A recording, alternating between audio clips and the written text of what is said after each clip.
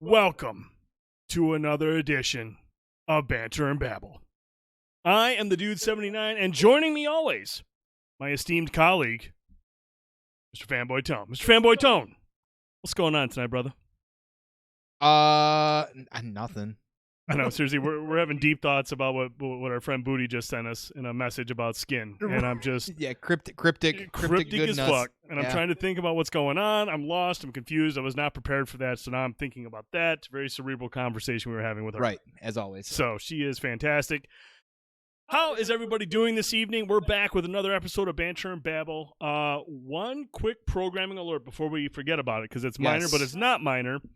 Next week, next Wednesday night, there will be another episode of Banter and Babble. Proper, just like this. We're going to go next week. We had to shift the schedule a little bit just so we could fit in 4 more episodes for the remainder of the year. That was the only way because of the holidays and stuff like that. And Tone, obviously, working in the retail world, things are getting crazy. We're trying to shift the schedule a little bit so we can make sure we can get enough shows in. So by doing that, next week we'll be live again, and then it'll be bi-weekly after that. That allows us to get 4 more shows in for the remainder of the year. Dude, we have 4 shows left before this god-awful year can get the fuck out of here. Bye-bye. I like those memes that you see out there of the Mad Dog 2020. Yeah. It said that we were preparing for this a long time ago to the 2020, and it's pretty much the best thing you can do as an analogy for this year. It's a total shit show for 2020. Yeah, it is. Seriously, it's been everybody. absolute chaos. Whatever happened to the murder hornets? Did they migrate to Michigan? They blew up a nest in Washington. Okay. They found like the first big nest, and they eradicated it. Oh wow. It's a big word. I'm sure that means they just threw like a grenade in it and said, "Get the Uzi fuck out of 9mm. here." Uzi 9mm. So we have a really, really, really, really good show tonight. We got a lot of stuff. Jam-packed. We got a jam-packed show. We're going to try to get through it in the normal amount of time. We have some announcements to make, and something that we talked about last show will be going live here shortly, and we will talk about that in just a moment. But first, Tone, as always, what the fuck are we drinking tonight? Tonight we are drinking the Pecan Ale out of Sibling Revelry Brewery out of Westlake, Ohio. So once in a great while, there's good things that come out of Ohio, and it just so happens that good beers do come out of Ohio. That's about it. Now, is it made in Lake Erie? I don't know that part, so who knows what we're gonna feel after that. But it's so far it's a pretty delicious, very mellow. Yeah, very very mellow brown ale. They want it to kind of get that caramely brown sugar feeling of like a pecan pie. I haven't really felt that quite yet because the previous drink I was drinking before the show was so chocolatey. I'm like kind of like sweet overload. Very chocolatey. But yeah, so far so good. I had a lot of beers last night that I was also really fond of. Thanks for Drastin being in town and bringing me all the beers. But man, good stuff. Good stuff. So Dr. Haircut, thank you so much for that subscription. We really, really appreciate you. thank you, Doc. Yeah, this is actually pretty tasty, and it's 7%. 7.6. And what was the first beer you were drinking before? That What was the ABV on that? Yeah, this is, by the way, the Founders Underground Mountain Brown Ale, I believe it is. I want to thank our friends out Yes. at Boardwalk for letting us sample this. Yes. This thing is a whopping almost 12%. So there's a pretty good chance I'm going to lose my clothes at some point tonight. You're going to find out why they call me the Pork Chop Express. You're actually only wearing diapers right now. So. Hey. That's I mean, after hour stuff. That's after hours stuff. Poop shoot. Not everyone is privy to that information. I do it for you. I know it brings out the best in you, and you give a better That's performance when I dress sexy You are for sweet. you. But, so yeah, really, really good beer tonight. This is actually pretty tasty. Really digging it. It just goes to show that not everything in Ohio is shit. It's like a 99. I mean, it's like 1%, but it's still, hey, it's not a total loss there. So True. Thanks for that. Now, obviously, when we do this show, we drink a lot. Do we? Oh yeah, we drink We a do. lot, and we tend to get fucked up pretty good. Yep. In some instances, really, really good. Like tonight will probably be a shit show. I mean, no doubt. You're gonna piss your pants. He's not even gonna go for his little pee-pee break. He's just gonna piss his pants. That's all he's gonna do. He's gonna get drunk. But so we tend to have hangovers once in a while. Yeah. And you kind of stumbled across. Yeah. This So, right I'm not really a soda drinker by nature. I drink more like I do drink Monsters, which I guess you could kind of make the argument is kind of, like energy drinks or whatever. Dish But soap. I do whatever. I do like to get my caffeine, but I do like things that are more water-esque, I guess. Mhm. And fortunately, I happen to know one of the reps for Shine Water, Mhm. and because I was kind of looking for something different.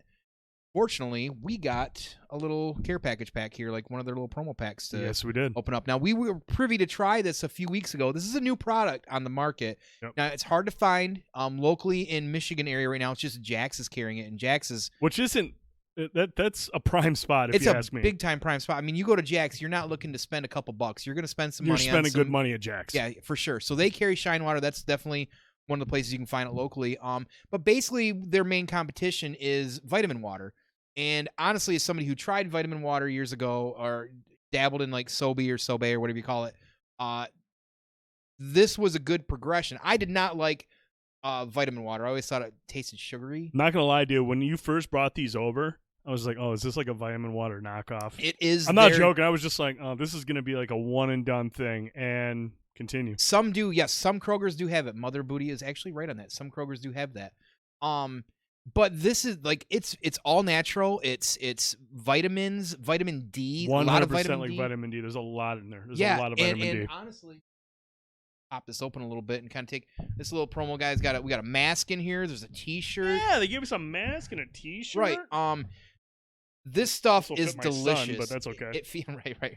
It's so good. Like there's only 20 calories. It's keto friendly. So if you're watching certain intakes, this is pretty good for you as well too. So get a chance, try some Shine Water, check out Jax locally. Hopefully this keeps spreading outside of anywhere. Unlike coronavirus.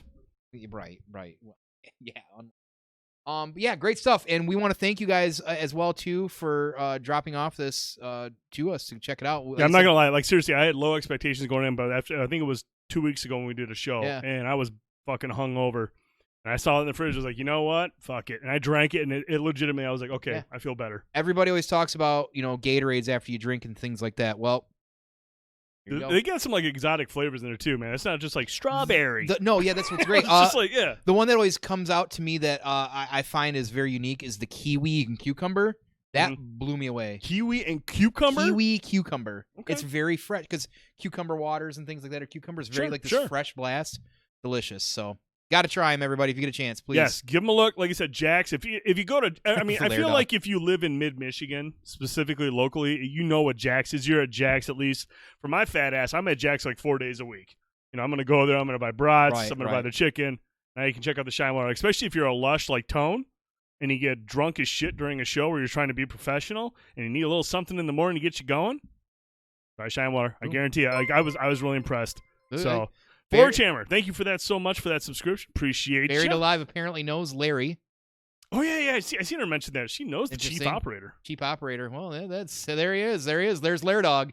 There you go. Hey, what's going on, everybody? Thank you as always, everybody, for being here on a B&B Wednesday. We appreciate you. Thanks, Forge Hammer, for the subscription as well too. We'll try to call this out when we can, but we do appreciate you guys. Thank you. Really appreciate you. Yeah, yes, for sure. Next thing we want to talk about, another local stuff going on with our good buddy. Yes. That's Toy Depot and Bearded X. Yes. They've got a couple events that we want to bring to everyone's attention. Like I said, I know a lot of you listen or watching, you're outside the state of Michigan, but we have a lot of people who do watch, who are tuning in from mid-Michigan, and there are some cool-ass events going on with our buddy over at Fet's Toy Depot. Yes, and so if you're living in the Saginaw area, Tri-City area, or mid-Michigan, got some stuff for you to hang out. This Saturday, 4 p.m. on Halloween, the Haunt at Fet's, brought to you by Cosplay Flight. Dress up, go hang out. Pretty dope. Yep. A personal favorite right there, Halo Night, coming up Saturday, November 7th. Bearded Axe at 4 p.m. Get in there, hang out with everybody, throw some axes, maybe even some batarangs. Ooh. They got batarangs. They've got. Do they really have batarangs? They really have batarangs there. Like Batman batarangs? Yes, they're dope as shit. What? Yes, they're dope as shit. And then a real big one, one personal to my heart as well too, honoring Veterans Day. Wednesday, November 11th, Bearded Axe at 5 p.m. If you got time, get out there and show some support for veterans. Mr. Fett there, Paul, is also a vet as well too, so I know that's very near and dear to him as well too. But that's again Wednesday, November 11th. So yeah, these guys put on great events for the community. As you can see, they get the kids out there, and they do a great job at like giving out back to the community and getting people involved and bringing people together. And That's one of the things that I love about Fest Depot and Bearded Axe. You see all the pictures on Facebook. They're always got stuff going on. They always got events going on. Yep. The places are rocking. Everyone's having a good time there. So Yep. really, really good stuff from them. Really appreciate that. As you guys remember, Fest Toy Depot, we ran those awesome pop figure giveaways. Yep. That was really, really exciting. We appreciate him for that. And we just want to make sure that we're supporting him because he's been a big part of like who we are growing forward. He's been a big part of our success early on, and we really, really appreciate him. So, yeah, we got 3 big events. So this weekend, Haunted Fets on November 7th, Halo Night, where Tone and Luke can go and get their asses handed to them. Oh, and then honoring Veterans Day. Big one, very important to everybody around here, especially those guys involved. We really appreciate it. Make sure you support those guys. They are definitely worth your time. Absolutely, absolutely. They're doing a lot of good stuff for the community, and it's really important. So, especially now when it's harder to. A couple things. I do want to say thank you for the sub, Black Magic. Appreciate you, brother. Appreciate the And support. $6 a month better include some lewds. Oh, well, like I said, don't worry, Forge. join the Discord. Don't worry. And there will be a sub channel for Discord, sub only channel. Yep. And I can't guarantee that it's going to not be NC-17. Can't guarantee. I mean, there's a good possibility. Good possibility. You know, you might get like an under table cam. You see what kind of brand of diaper I'm wearing. I mean, whatever. I mean, I can't spoil. I'm not going to spoil it, obviously. I mean, it's whatever. You know, everyone wins. Somebody out there saying they're drunk as fuck and wanting to say hello to love you, buddy. Hey, I love you too. Hey, we love you too. Yeah. Thanks for stopping through. We appreciate it. We appreciate the working on support. getting Appreciate everyone drunk that as stops by. Like I said, we know you guys are busy and you got a lot going on. The world's a fucking crazy place right now. Yeah.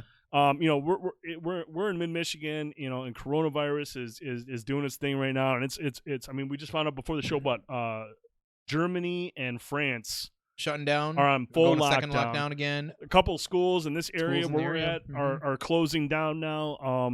My son's school, he had kind of a scare today, so I don't know how that's going to play out. So crazy. I know there's a lot going on in this world. There's a lot of crazy stuff, but we appreciate you guys and girls hanging out with us. And it's Josh from Saginaw on Twitter. Josh, what's going on, buddy? What up? Thanks, bro. Appreciate you hanging out. And so now that brings us to thank you for that sub, Meg. One last thing we wanted to talk about, and that's what we talked about the last show, the giveaway. Is it time? It is. We're pretty much 2 minutes out. Okay, so 2 minutes out. It'll be live in just a moment. We'll throw the link up in a moment. But so as excited. we talked about in the last show, because we appreciate each and every one of you that tunes in every week, whether it's live on Twitch or if you're listening on Spotify, iTunes, or if you're watching the VODs on Facebook or YouTube, we appreciate your support. We appreciate you sharing it with your friends and family and bringing them into the show and giving everyone kind of a place to come in and discuss things that we all love, all things nerddom, movies, TV shows, video games, wrestling, whatever. Mm-hmm. And to show our support and to show our appreciation for your support, we're giving away a PlayStation 5 disc version. So, and just today, an anonymous, a person of this community who wishes to remain anonymous has also donated a $50 PSN code to go along with the giveaway. So not only will one winner get a PlayStation 5 disc version, they'll also get a $50 PSN code courtesy of one of the members of our community who we really appreciate. And again, they want to remain anonymous, but let me tell you, this person has been here from the beginning. They've been very supportive. Mm-hmm. They've been a voice. They're always here. They're always supporting. They're always sharing.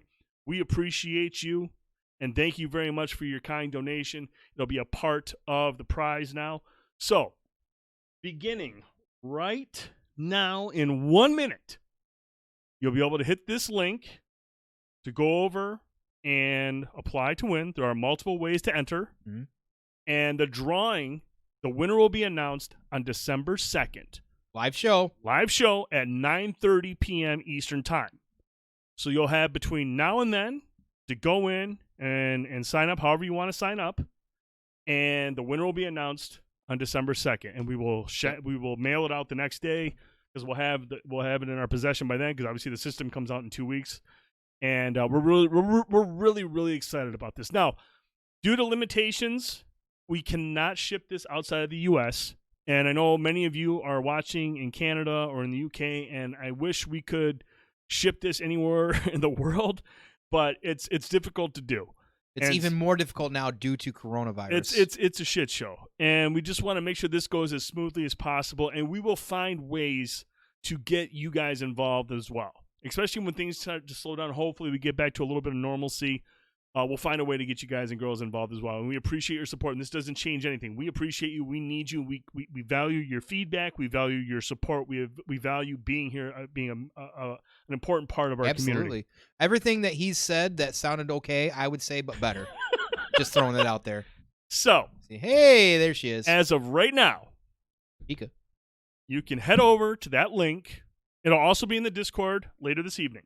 So you don't have to do it right now. Like I said, it'll be running until December 2nd. It's a one-time entry for everything. One-time entry. There are multiple ways to enter. There's multiple ways to get multiple tokens and stuff like that.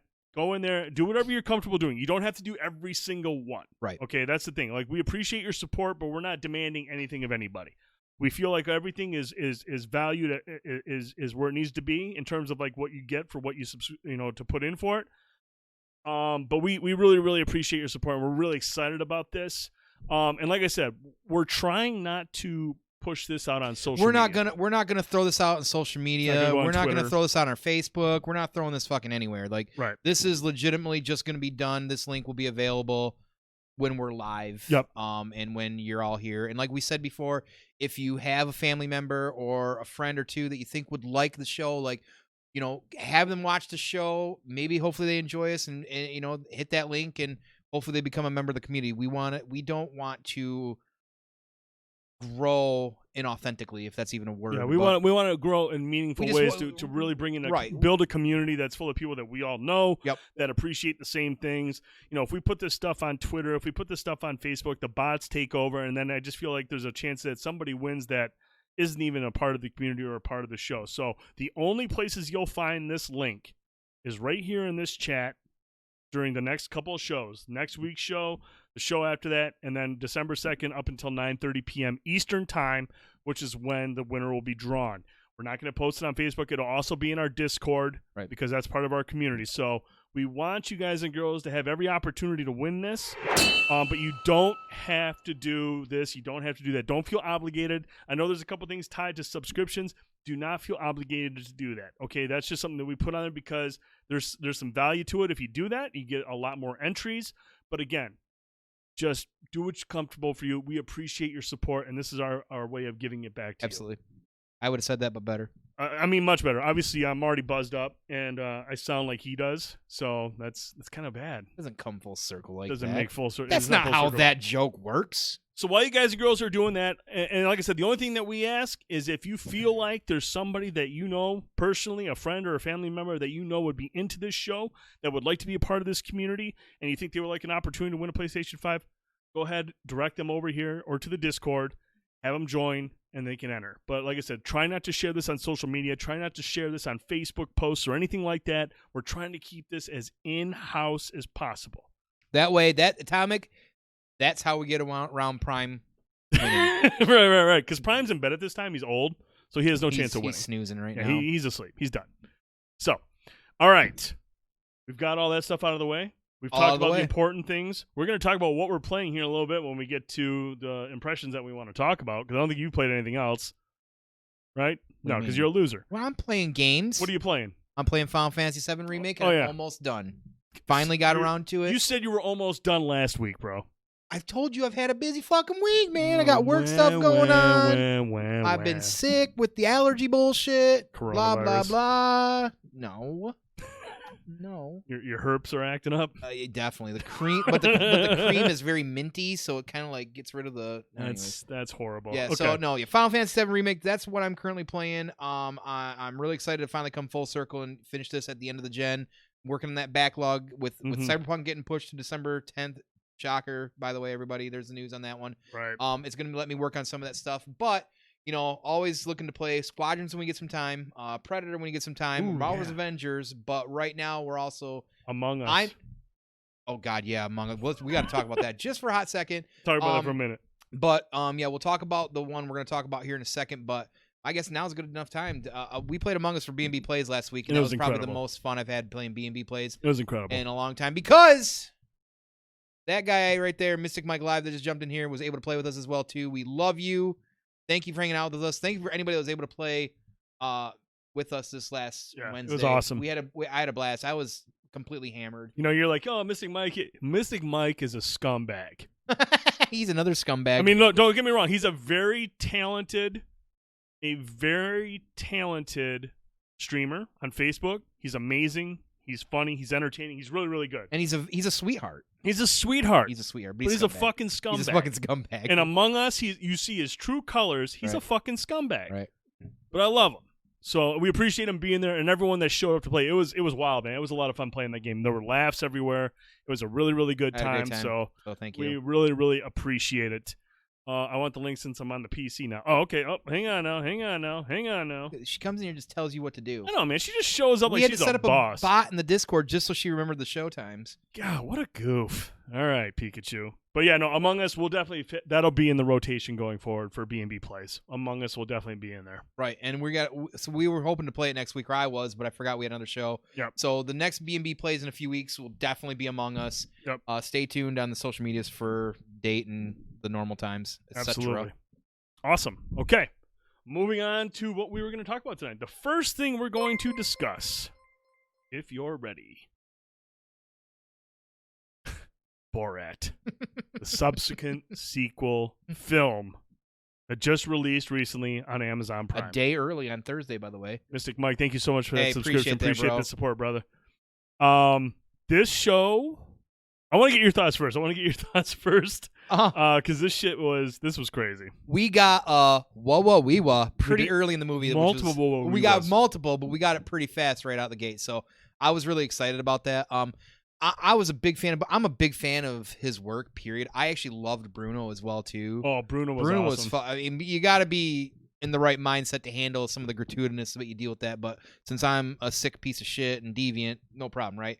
I've been hype about this for weeks. Like, this is like next level hype for a couple of us waiting for this movie to drop.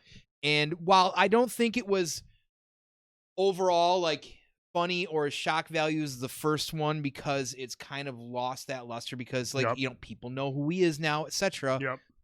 It still had some great belly laughs, some gotchas like you would expect. Oh yeah. But what was really surprising about it was, since it is in the form of a movie, like it's actually supposed to be a movie, so there is a bit where he's got his daughter around and he's being a dad. They did form it into like a story, a narrative, and he did kind of in the first two with Pamela Anderson.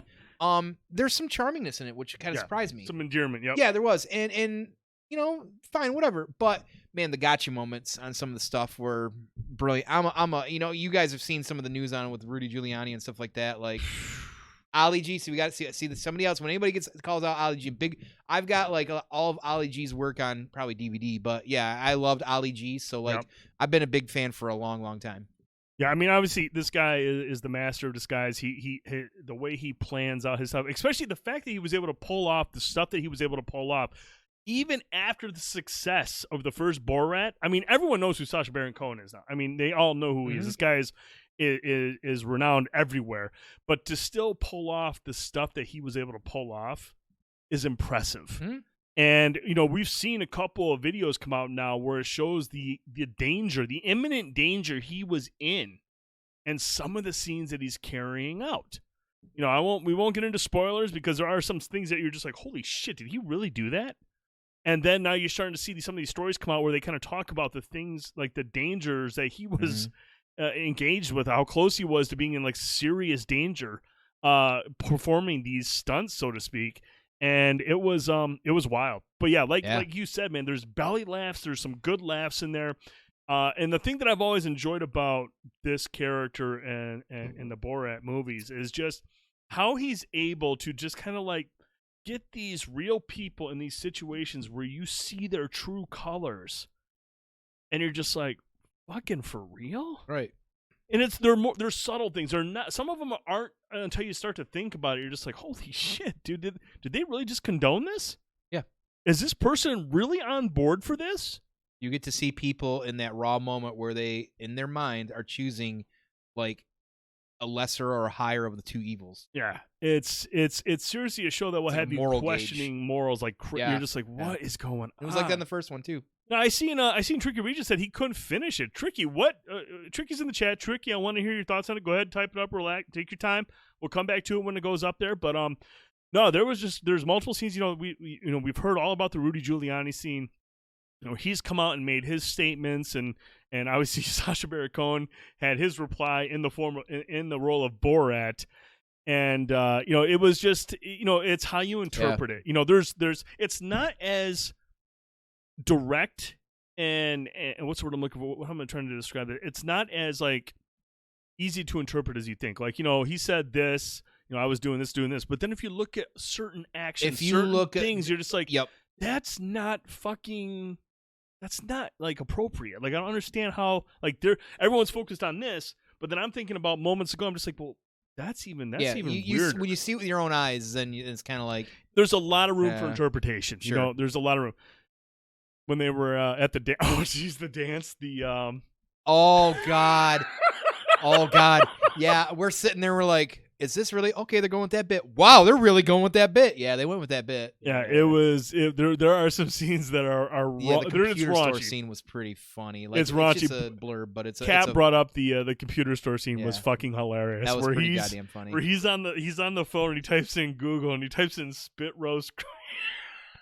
And ends up on the big screen, and the guy, the retail worker's just like, oh my god, dude, trying to like act like he's not. Like, yeah, it was funny. I couldn't stop. I was, like I said, there are belly laughs everywhere in this movie. It's absolutely hilarious in a lot of ways, but I know, man, my wires are everywhere, all over the place. Don't cross the wires. Go ahead and tell us what you thought of it. Anything else you want to add?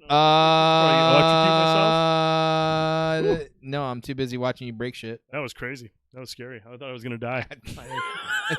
Right. No, it was a good film. I mean, it's worth seeing. Was it worth the wait and the hype?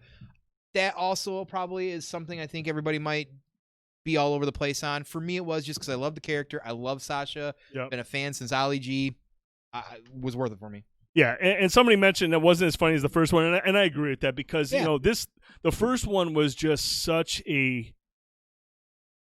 It was kind of like a defining genre. It was defining a new genre, like this like and I don't want to say like a mockumentary, but like this, it's kind of like a documentary that played out. It was a comedy. He's always been a professional troll. It was exploitive, and you learned a lot of things about people. And like you said, it was just the shock of it all. Mm-hmm. And for him to be able to pull it off this time around, his daughter in the movie, her name escapes me. She's really good. She is excellent in this movie. She's a star in the making. Like, she does very, very well up against Sacha Baron Cohen. Like, you would think this girl is a very talented actress. She's been around for a while. And, like, this is, like, I think her first big breakout role. It was, and you thought almost like, oh, he's going to have a daughter. Like, is this going to ruin the bits? No, actually, she's pretty impressive. She does very well carrying the film when she needs to. Straight face in these situations. Which is crazy because these are hardly straight face situations. Tudar. Yeah. It was... Tudar. There you go. Yeah. She, not like her actual name. It's she's, and here's the interesting thing that I read about it is, and it's hilarious. I was doing some research on it. She uses a language that's native to her. Sacha Baron Cohen uses a completely different language, but they all act like they understand each other, and he does it because Americans don't fucking know any difference. He does it. It's a bit. Every person that's in these movies, whether if they're foreign, uses their native language for their scenes, even though they're all using different languages, and they go with it and they carry it out like normal. But the thing is, like, Sacha Baron Cohen wants like that because it's a jab at Americans because we don't fucking know. We all think it's the same language. I thought that was hilarious. Yeah, absolutely. Larry Long. Hey, Larry Long here. Heard you guys like Shinewater. Absolutely. So, Larry, we do like Shinewater. Love it, actually. Because we're lushes on Wednesday nights, we get hammered. We turn to Shinewater in the morning. Hydrate. Yeah, the vitamin D, the flavor. I'm telling you, until you try that cucumber kiwi, you have not tried a flavor before. I'm curious now. You said cucumber kiwi. I was like, you sure about that? I don't know. Like I said, I'm used to seeing like strawberry or spell it watermelon. What, kiwi? That's Kiwi. Cucumber? No, I think that's a C. Right? No, yeah, we're big fans. We're really, really big fans. Yeah. Really big fans. Appreciate it. It's really tasty. So that's our thoughts on Borat, subsequent film. Entertaining. I don't think it's quite on the level of the first one, but it's more the same. Right. It's funny. There are some belly laughs. There are some very weird scenes. Like I said, very awkward scenes, but that's why he's doing it. He's doing it for the awkwardness. He does it for the creepiness, to see people's true colors, and he succeeds there. Yep. So that is Borat's subsequent film, 2020. Moving on to our next movie. This shit is weird. Okay, well, there you go. There is. That's what dude feels about it. Let's talk about Unhinged. starring Russell Crowe. Now, we previewed this, I think, in the springtime somewhere, maybe late winter. No, it was late winter because it was supposed to be one of the movies June release. It was supposed to be one of the movies July? that was going to lead off the opening of the theaters. Right. It was, and then it got delayed. It got delayed. It was in theaters for a little while, and then it came straight to streaming services. You can rent it right now for $19.99 on Amazon and a couple other services. It'll be available to purchase on November 17th on your whatever platforms you use. But Unhinged is I tell you what, when we first saw the trailer, we're thinking, shit, Russell Crowe playing a psycho. Let's go. Fighting around the world, Russell Crowe. Fighting around the world, Russell Crowe. We're thinking this is going to be some twisted, dark shit where you're going to see a very talented actor digging deep into like mental illness or just being a straight rage. And you're like, man, Russell Crowe can do this. And starting off with a movie, you find out this is going to be a very violent movie, like gratuitous violence. And as the movie unfolds, this is almost like a just nonstop ride. I will say it's a nonstop ride. It's an hour and a half. It's 90 minutes. It goes by quick. Almost to the point. It's 90 minutes actually. It's almost like right on there at 90 minutes, and it goes very, very quick. But there are a ton of loopholes and plot holes in this movie, and just like oversized. You're just like, what? But before we get into it, I want to talk to you first about Unhinged. This is something we were both looking forward to. Yeah, I mean, it's Russell Crowe. Like, everything to me that I've seen or that he does, or I think I've seen a lot of his big films. I might not have, I might have missed one or two here or there, I guess. I don't know. But, like, even like, what was that Commander one where he did the ship one? Like Master and Commander. It's a brilliant fucking movie. Oh, yeah. Like, you got to be ready for that. But, I mean, when you see this, you see a guy like, he just looks like an average Joe. Like, I like how they use the blue shirt. Like, he's the blue collar guy. You get this, like, what's the Michael Douglas movie? Falling Down. Falling Down. You almost get that kind of vibe. Like, he's had a bad fucking day. Yep. He pushed his wrong button. Boom, here we go. Nope, it's actually more he's just a fucking psycho. And it's like Falling Down, but without, like, the social commentary. I mean, there's one... We'll kind of get into what the one thing I feel this nails, but continue. Yeah, I just, at the beginning, like, the movie honestly starts out not at all like I expected it, to be honest with you. Like, pretty gratuitous real fast. And you're like, okay, here we go. We're putting to the gas to the pedal to the metal, whatever that fucking saying is. And I don't know, that's all I got. Yeah, thank you. That's all I have to say about it. And I'm like, this is going to be sweet. Mm-hmm. I'm already like, it's going to be sweet. And then he gets into the traffic. So he starts finding out what's going on with the lady and her kid and everything. Like, oh, okay, makes sense. Here we go. Here, and then all of a sudden he gets upset and he's trying to talk to her through the whatever and talk to the son through the window. And he's kind of doing his voice here. Yeah, this is hilarious. He's kind of like, at first he's like, you should tell your mother that, He's got like this. He starts off with like this southern twang. Yeah, is it like, I can't tell if it's like a southern twang. Like, I don't know. It just sounds like he's trying to do something. You can tell he's doing. Well, obviously he's Australian, but he's trying to like go with an accent. Something, like, okay. Whatever it is, and then.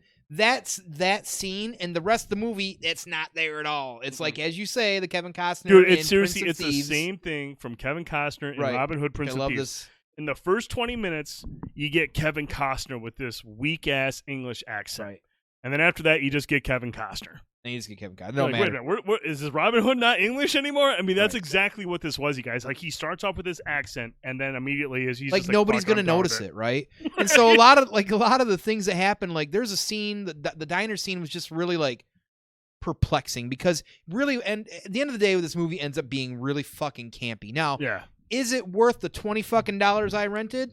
Nope, it's not. I'll be honest. You don't rush out there to rent this thing. Wait till it's on Prime or wait till it's on Netflix. I mean, if you can rent it at a video store for less than $20, do those exist? I mean, damn, video still around. I think they're still open. Really? Well, I mean, kind of. They sell CBD or CBC now. There you go. So there's CBD. Maybe a Redbox or something. I don't know. Like digital $20. No. It was not worth it. Like, if I bought it for $20, I'd have felt better of it because I'm not just renting it. But now I'm kind of like, I wish I would have just bought it. I was just like, yeah. Can we talk about this like later in January? Yeah. But yeah, end of the day, it's an all right film. I've seen a lot worse films. It was mildly entertaining. There was some real like, and I love gore, so like to me that was great. It's too campy. It really just it's a waste of a role for Russell Crowe to Yeah. me because I wanted more like cerebralness in this, and there wasn't. Yeah, and that's where like Falling Down stands out compared to this because it The was end. much more psychological. They kind of get into a little bit of what Russell Crowe's character, what his motivation is. I think Tom Cooper is his name, and Thomas you know, Cooper. it's one of those movies, man, where you just feel like, you know, from the trailer, you're like, man, that was a dope, because we saw the trailer, like, this Trailer looks looks fucking cool. sweet. You're like, whoa. But then it doesn't have the depth that you would require, that you would hope to get from a Russell Crowe film.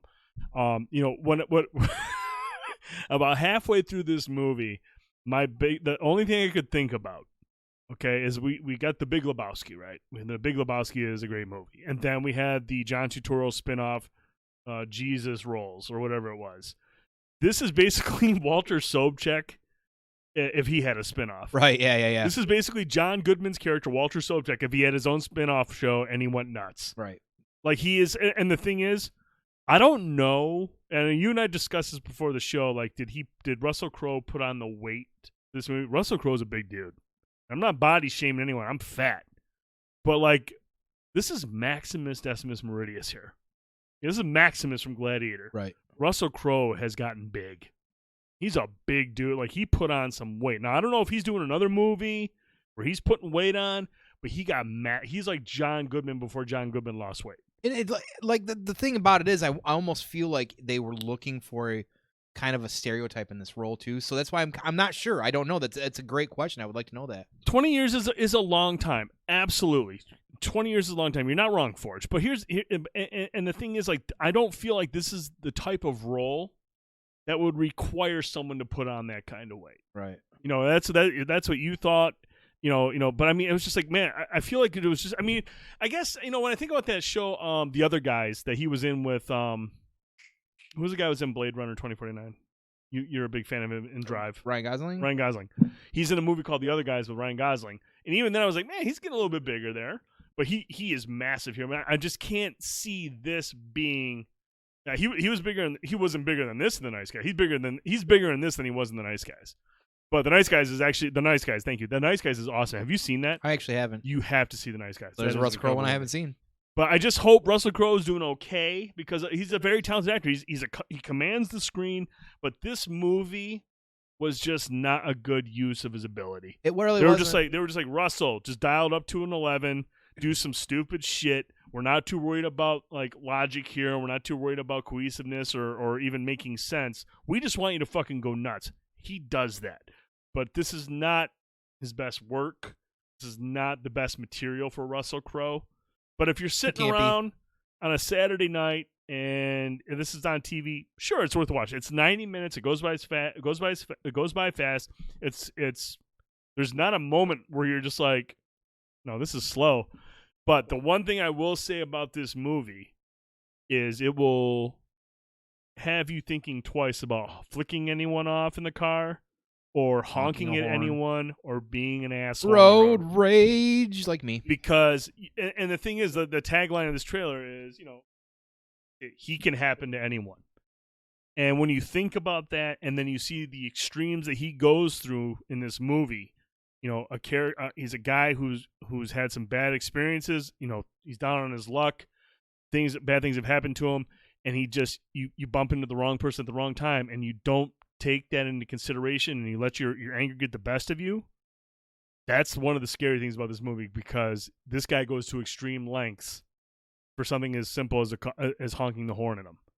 And that part of it, I was like, okay, I get that part. That part's interesting, and that was scary. But it was just really shallow to pick. But like I said, like, it makes sense. We hear road rage, crazy stories all the time. They were trying to highlight that with the news things, like trying to play this. Yeah. But at the end of the day, it was a very shallow role for him. Yep. I mean, he was awesome for the most part to what he had to work with. Just the story was just too campy for it, and you know, it like even some of the one-liners are like, "Are you fucking kidding me?" Jesus fuck. So, but at the end of the day, like I said, if you ever get a chance to come across it and watch it, don't pay the $20 to rent it. I don't think it's worth it. It's a shame. You know, I'd rather see him in roles where I feel like you're gonna be like, "Oh shit, Russell Crowe's in that." Yeah. Consider this your courtesy tap. Jesus Christ. That's what we're going to say about this movie. All right. Moving on to a game we've been playing, and we've finally, I finally got you to jump on here after you figured out how to beat the tutorial Fuck because off. you I knew you were gonna struggled do this mightily shit. with the tutorial. Ghost of Tsushima Legends dropped. The update 1.11 dropped, Yep. adding New Game Plus. That But show more we were talking about it. importantly, Yep. Ghost of Tsushima Legends. Mm. The co-op experience Mhm. that adds 2-player story modes, a 4-player survival mode, and dropping this Friday, a 4-player raid. Wah. Finally, they released a patch that fixed the issue to make it easier for you to play through it. So, okay. Can we just What? step aside the bit for a minute? Listen, he's full of shit. I was one of the few people that got stuck with a bug in this game where you'd get to the tutorial, and I'm kidding you not when I say Trash. this was a minute into the tutorial, and you're playing as a samurai class, and you're supposed to throw kunai at this dumb zombie Mongol. You're really setting yourself up right now. Shut up. Whatever. And it wouldn't work. And like I was getting mad. I was trying for an hour and a half to play with you and Rohit. An hour and a fucking half. We had a good time. Rohit and I played. Yeah, we had a good time. I had a good time sitting there. I had to switch over to Final Fantasy to chat with you guys. But finally it got patched, and finally, yes, last week I got to play it. Yep. Continue. And so I've spent an inordinate amount of time playing this game. Like a ridiculous amount. Yeah, it's sick. Like at 4 a.m. in the morning, I'm like, why is this I guy still had on? multiple 3 a.m. sessions Yeah. the week it came out because first of all, when you think of Ghost of Tsushima, the gameplay is fantastic. I mean, playing through the campaign, the gameplay is fantastic. The combat, everything is great. The different stances, the different type of the way you can approach missions, the different gear that you can work with, whether it's a smoke bomb, the kunai, the sticky bombs, all this shit that you have to that you can utilize. And then they take it into a co-op experience. Like I said, and this is a pretty beefy update. Like we were kind of thinking 2-player co-op missions. Oh, there's probably like 3 of those, 4 of those, and maybe 1 survival map, and then a raid coming out. We're thinking bare minimum. There are 9 story missions With 3 pieces each. All of them have 3 chapters each, and every one of them introduces a different mechanic that you have to figure out how to get through it. Mhm. This is substantial. This is a substantial update. Free. It's free. All the cosmetic stuff that you can earn, free. Earn it in-game. The 9 missions are difficult, especially when you bump it up to gold difficulty. You're working through these missions. It's no joke. It is super difficult on gold tier. That's for 2 people. So you and I played through multiple missions to kind of get you start earning your gear. And then, later last week, I started jumping into the survival missions, which there are gold, silver, or bronze, gold, or bronze, silver, and gold tiers as well. And as you go up in the tiers, an extra 5 rounds is added to it. And this is chaotic. It's very, very busy. There's a lot going on. And once you start moving up in these difficulty levels, the synergy between your characters that you've all chosen becomes more important. Yep. Classes. The classes are a lot more important than you would think because early on you discover most of the weapons that you earn, you can share between classes. There are some weapons that are specific to certain classes that are only hunters can use or only Ronin can use and what have you. But for the most part, the swords and all that stuff, the ghost weapons, everything is pretty much universal across the characters. But then you start digging into the numbers. You start going into your menus, looking at each gear piece. This one does this much damage when you're stealth, or this one does much more damage when the enemies are staggered. Now you're looking at this stuff. You're like, well, I play as an assassin, so I want to make sure all my stats have stealth damage. I dibs on assassin. Get the hell out of here. There's the depth here is really, really good. And I was glad I was able to play with you when you started to see it, because early on you kind of jumped in and you had the same mentality as me. It was like, oh, it's probably this and this is probably pretty cool, but how deep can it be? And I think it was about the 3rd story mission when we got into it and you were like, oh. Yeah, okay. When I was able to start like looking at my weapons and then re-rolling certain things and looking at some of the stats, and I'm like, oh, because that's when I started getting that. I love that micromanaging in a game like that. So I'm like, oh, I get it now. Like I see it. I completely got it. And I'm like, oh, okay. And then so you're looking at these different classes. You got the samurai, who's kind of like the tank. He gets in there and starts messing shit up, and you've got the hunter, who's kind of back doing the bow and arrow. And I know you weren't too keen on playing as a hunter because of the archery and whatnot, but I can tell you right now, there are legendary weapons in this game I got one that is, and I didn't realize until I started reading up on it, this is widely considered one of the best legendary weapons game. It's called the Skipping Stone Bow.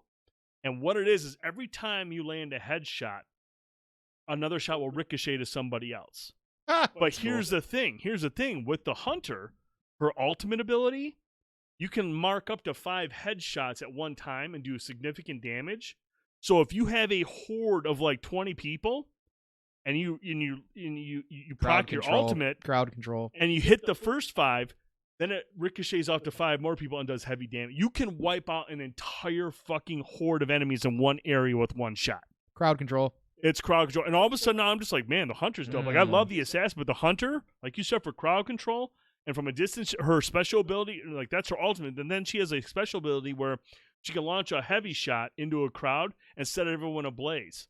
That's everyone on fire. But then I go to my charm, and I'm trying to re-roll it so I get the Fire Master, where all my fire damage is 25%. Stack that stat. You're finding different stacks. You're trying to find the perfect rollout for your different character. For Assassin, I've got the Blow Dart. I want more status effects. I want more stealth damage when I drop my smoke bomb and I'm invisible. I can do more stealth damage. I mean, when you really start to dig deep into the gear and the weapons and the perks and the stats.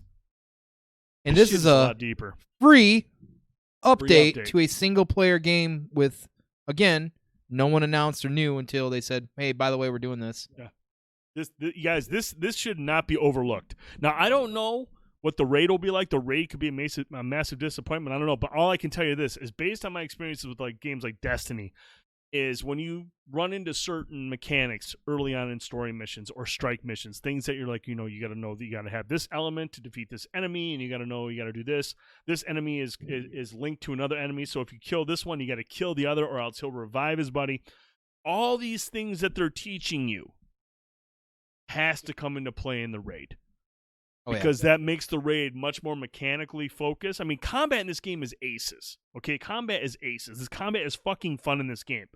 But when you have a raid, it's more. It's not just about the combat and the bosses. There's got to be mechanics to it. That's what makes Destiny's raids so intricate and so interesting. Because yes, the shooting in Bungie games are phenomenal, but the mechanics of the raids are where it really excels. And I think what makes this exciting is 2 things I got to say. Is one, a lot of games that we play are typically in this similar setup are shooting games. Yep, exactly. This is a melee-heavy game where you're using swords. Yeah, sure, you can throw some kunai or some smoke bombs, but this is not like a normal kind of game that you see in this kind of setup, which is exciting for one.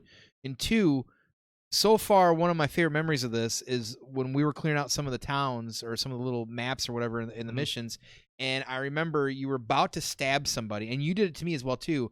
And I just took this huge leap of faith, and it let me hit square. And I'm like, oh, shit. And I came down my sword after taking this sweet leap, and just wonk, put this sword right through somebody's head. And you're just sitting there like, oh, I was going to kind of stab him or whatever. And just like, I mean, you can sit there and like cool. Tone was on a cliff, and I'm engaged with this enemy, like doing sword combat, and he doesn't know Tone's there. He's not aware of Tone, so Tone jumps off this cliff, and as he's falling down, it'll say assassinate. Yeah, and he hits square, and he assassinates the guy, and you're just like, God damn, dude, this is dope. Yeah, it's fun and exhilarating. The game is amazing.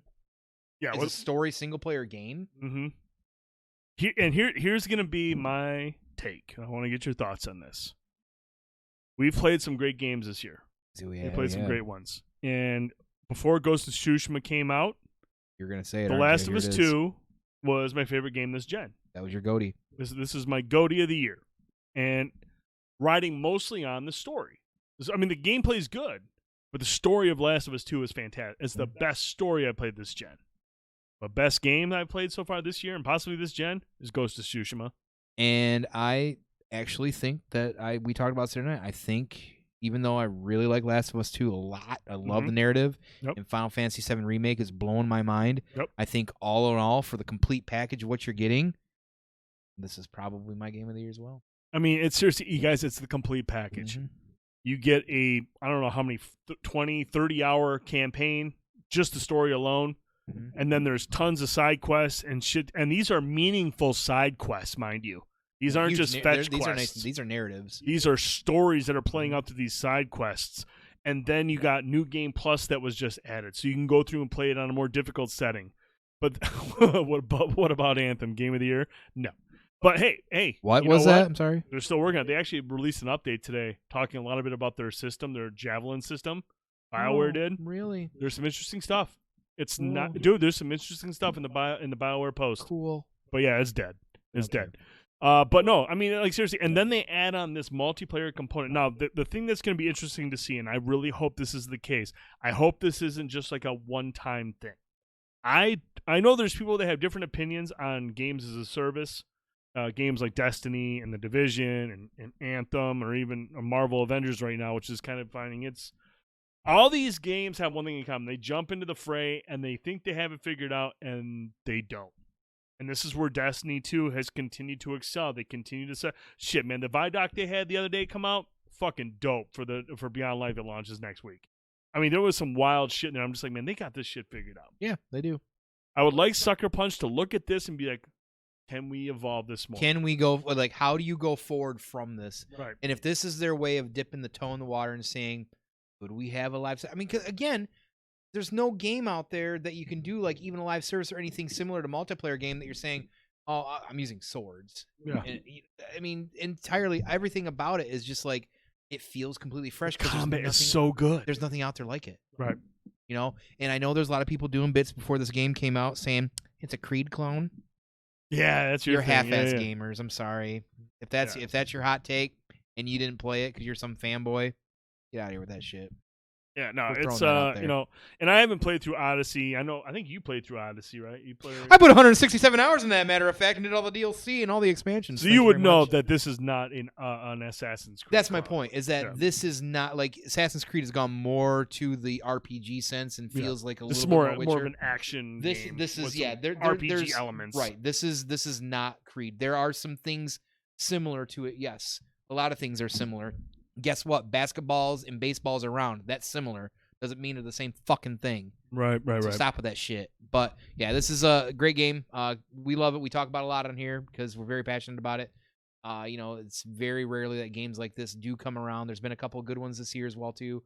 You know, and the big one did get pushed to December 10th. So we'll talk more about that another day. Which is interesting because now that is eligible for Game of the Year next year. It already was in November though.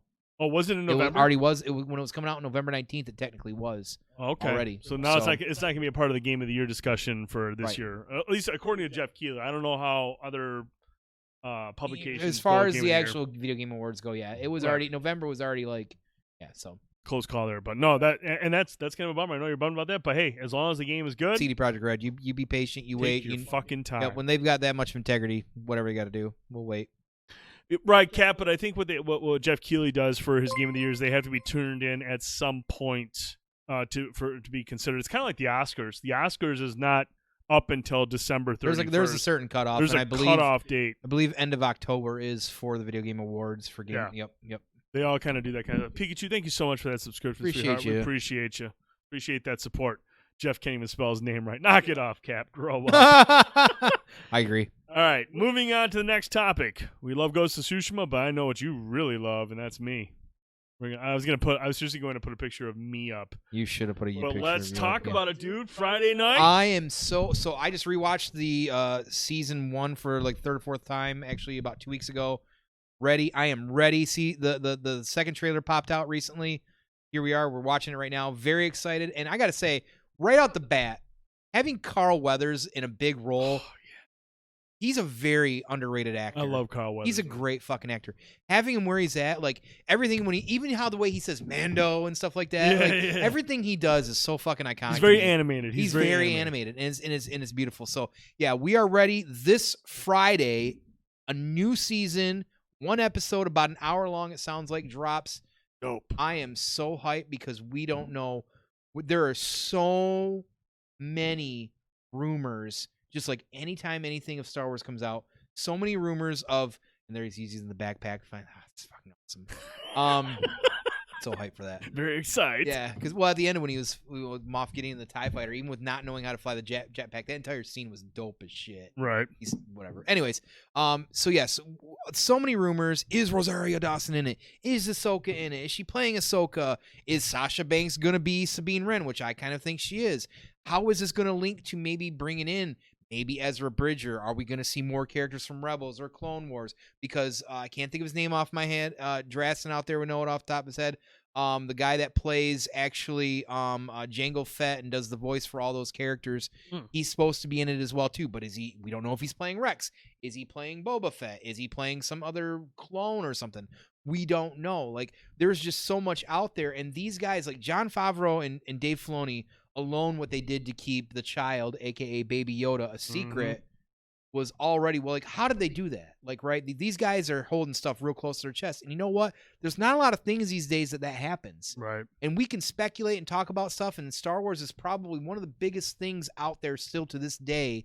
And I can think to any movie coming out recently, when Rise of Skywalker coming out, there's all these like what ifs and all this, like the fandom with them is so big and so rabid, like you're just making shit up because it sounds good, right? Same thing's going on right now with Mandalorian. And because the Mandalorian captures, just like Rebels and Clone Wars, the true heart of Star Wars, where maybe the movies have kind of lost their way a little bit, it gets it, like fans like me that are super fans, we're like, I mean, who knows? Like, I mean, I remember when the end of last season, when he's in the TIE Fighter, Moff Gideon, you see the Darksaber pop out and he's cutting it out. Like, the wife even tells me, she's like, my reaction was hilarious because I go, and I'm like freaking out, like somebody literally just like killed somebody in front of me. So yes, I am super excited about this Friday. I get very animated when we talk about Star Wars around here. So what is going to happen this season? He's clearly got to get the child to somebody, because this is the way. Exactly? Who are we going to see? Are we going to? Because there's even this crazy buzz about Ezra Bridger, who's a character from the Rebels cartoon, who's supposed to be like way out with Thrawn in the in the goddamn, whatever region it is where the Exegol is. I can't think off the top of my head. Yes, Klingons a-hole. Okay. There's a actor out there who keeps saying he's Ezra Bridger, and then he's saying no, I was just kind of making that up. So like there's a lot of smoke and mirrors here. Like, some people are trying to say they're tied to it, and then people are saying they're not. So we're gonna know Friday. We're not, because the first season's just gonna give us a fucking dick tease. That's really gonna be about it. So, or it's the just first gonna be episode. placing the table. It is little hints in there to get people talking. Yup, and the schedule's out there for what days it drops to. And I think Atomic asks, what time does it drop on Friday? I don't know, because I work, so it's irrelevant to me when it drops, because I won't see it till late that night. Honestly, I'm sorry, I don't know. Right? Who said Jar Jar out there? Jar Jar Brink's carriage is supposed to be explored in this. Yeah, somebody needs a band cap. That's a mod. I don't think we can. Fuck. But yes, that trailer looks exciting. I know probably many of you out there have seen it. You might not be as excited as me. Some of you might be. But they have so many possibilities because of where Filoni comes from, which is Rebels and Clone Wars. And Jon Favreau, I shared this meme today. I don't know if you saw it on Facebook. Yes, I did. It's pretty brilliant. I hate Christmas. I hate pretty much everything about Christmas. I work in retail for the last 13 years, so I hate the music. I've never been a big Christmas fan anyways, but one of the few things I do like about Christmas that's Christmassy is the movie Elf.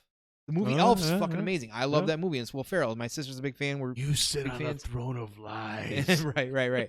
Everything about that. And I forgot that was him. Yeah. You know? Yeah. And he's a guy who he started technically, but untechnically, he kind of started the MCU with Iron Man. Well, I mean, he did, because had that bombed, we wouldn't have got everything. Right. You know, and you know, I know not a lot of people like the live action movies that Disney have done, but I love the Jungle Book live action. He did that. And then of course, and then of course he did. He's the main guy directing Mando and working with Dave Filoni. So, you know, it's really exciting, because clearly he appreciates Dave's work, because Dave's been the guy carrying the main banner. He was the prodigal, as we always say, he's the prodigal son.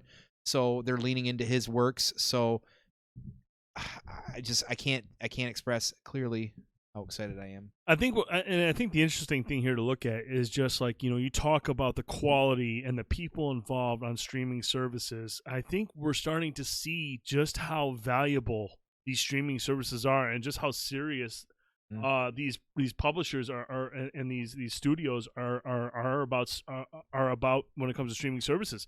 You got Dave Filoni and Jon Favreau, and they're making quality stuff with Mandalorian, and then you starting to see these movies starting to come out right to streaming. We just saw earlier this week that MGM is is basically putting James Bond, No Time to Die. Yeah, it is a good. I'm glad you brought that up. Yeah, that was because I was surprised to see that. That's massive. Because that's gonna and that show like theaters hopefully won't ever go away because we love our mandates. We love getting together with the guys and going watching the movies because there's nothing like seeing on a big screen, right? But at the same time, if we've got to work around our current climate and COVID and things like that, you know what? I mean, I rented Unhinged. I wasn't crazy about it, but I still rented it. I mean, and when it comes, I mean, and I think a movie like Unhinged is different because I mean, you're not going to see Unhinged on the big screen. No, but like Star Wars shit, right? And those types of movies, you're going there for the experience. You're going there for the big screen, yes. the wall to wall, the surround sound, the crowd going nuts. You know, that's one of the things that I loved about going to see some of these Marvel movies with you guys is just, man, opening night is different. That Thursday night premiere night is different than when you go see a movie on a Friday or because a Saturday. It's all the fucking It's the nerds. hardcore It's all nerds. of us. We'll sit there like when things happen in a movie and we'll cheer, like everybody cheers at the same time. Like yeah, it's different than going on a Friday night because it's more like reserved. Like, hey, it's just your casual moviegoers or families. Yeah, and casual moviegoers. I mean, and that's why like when you guys are like, hey, we should go see this or we should go see that, I'm like, fuck, man, sign me up. Right. I want to be on board for this because it's a different experience when you go on Thursday night or premiere night. It's way different. It's a completely different experience. But at the same time, man, I mean, like you said, the way the climate is with COVID and these theaters, these theaters are hurting. They're hurting bad. And I feel bad for it because, like you said, these experiences are amazing. But when you have MGM shopping No Time to Die for $600 million, streaming services are now legit. Now, my understanding is reports are Apple and I think it was Netflix both balked at the price because it's a bit high. But I mean, the cost of the movie is exorbitant. It's way up there. Movie. But it is a Bond movie. It is a Bond movie. Somebody at some point is going to say, "Well, I won't give you $600 million, but we'll give you this." And MGM's going to be like, "Fuck it, let's go," because they're losing millions every month that this thing is sitting in a reel and not playing. And dude, I don't give a fuck where it goes. I'm buying it. I'll buy it immediately. I don't care if I have to pay $40 to rent it. I will watch it on that streaming service because I love Bond. I want to see this movie. But now, if this thing, if Bond is able to sell, what does that do for movies like Black Widow or Ghostbusters? These are movies that are going to make a ton of fucking money. Disney Plus has a massive install base. They're huge. Their subscriptions are through the fucking roof. They gotta be at some point going, man, we took Black Widow and put it out here for $20. There's a lot of people. And I thought they were kind of testing the water with Mulan doing that. And I think that was there's some controversy on that. And I understand that, but like I was surprised that they actually moved Black Widow out of November. But I think they were banking on that cinema release as well too. Yeah. So now they got to start thinking, okay, it's just sitting here like we're waiting until March. Like at some point you can't push it anymore. You got to put it out. Well, and the thing is, man, if you look at all these movies that have been delayed into 2021, Top Gun, dude, every fucking weekend, beginning in like February through November next year, every weekend has a movie that needs to make a lot of money. Dumping Ground's going to be the big new ground. Yeah, right. February is normally like the where you find like Die Hard, A Good Day to Die Hard. Now you're going to find movies like Top Gun or Ghostbusters at some point. Yeah.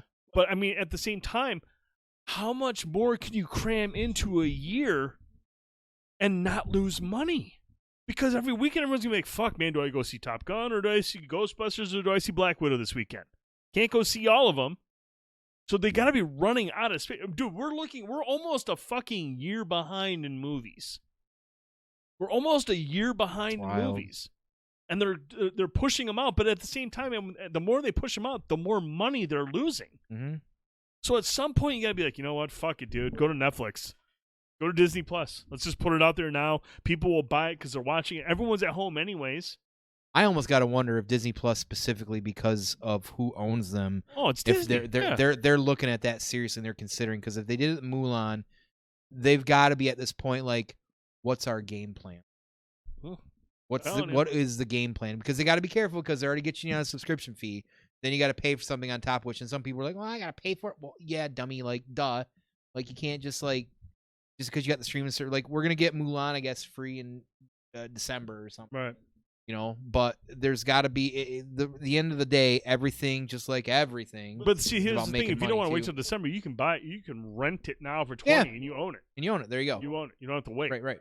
And dude, honestly, $20 in the grand scheme of things to own a quality movie like something, or in this case, maybe Black Widow at some point, I'd pay $20. I'd pay $20. I'd probably pay $30 for it, because when you figure a ticket, You tell me I gotta wait 2 months? $12 for it, and then you're gonna get popcorn. I'm gonna spend more than $30 going to the theater. Yeah. Don't get me wrong, I want that theater experience. I want the theater experience. But I'm just saying, like, $30, because when you buy a Blu-ray, if you want a disc of it, it's $25-$30 through Prime shipped at you. I'm just saying, like, these studios need to start looking at the release schedule and be like, "Fuck, dude, we're gonna have 1 week, try to make all of our money back because the following week this movie comes out, and the week after that another movie comes out." They're running out of places to put these movies. Because right now, there's movies in production right now. Batman's in production. You've got all these movies that are in production right now. You start running out of fucking room, man. Yeah. And when you start cramming the schedule, you're losing money. Because not everyone's going to go see 3 or 4 movies a weekend. Can't do it. Not at a theater, not at that price. But you know where they can watch 3 movies? What if you literally can't, though? They can watch those 3 movies at home. True. So, Miss Ega, thank you so much for that follow. Appreciate you. Appreciate you so much. All right, let's move on. Let's also, before you move on. Uh-oh, you got to go pee? No. Oh. You should expect. Exclamation mark. Oh, yeah. Let's get it out there in case some of y'all haven't had a chance of. Just don't in case forget. you haven't. Don't forget about that contest if you want a chance to win that giveaway. Don't post it on social media. Don't post it on Twitter. Don't post it on Facebook. But hey, right there. This is for our community, for all you. For all of y'all that tune in every week, December 2nd, we will announce a winner. That's where you can do it. Click on that link. If you've been hanging out, we appreciate you. This command is currently in Chronos. You can only do it once, Chronos.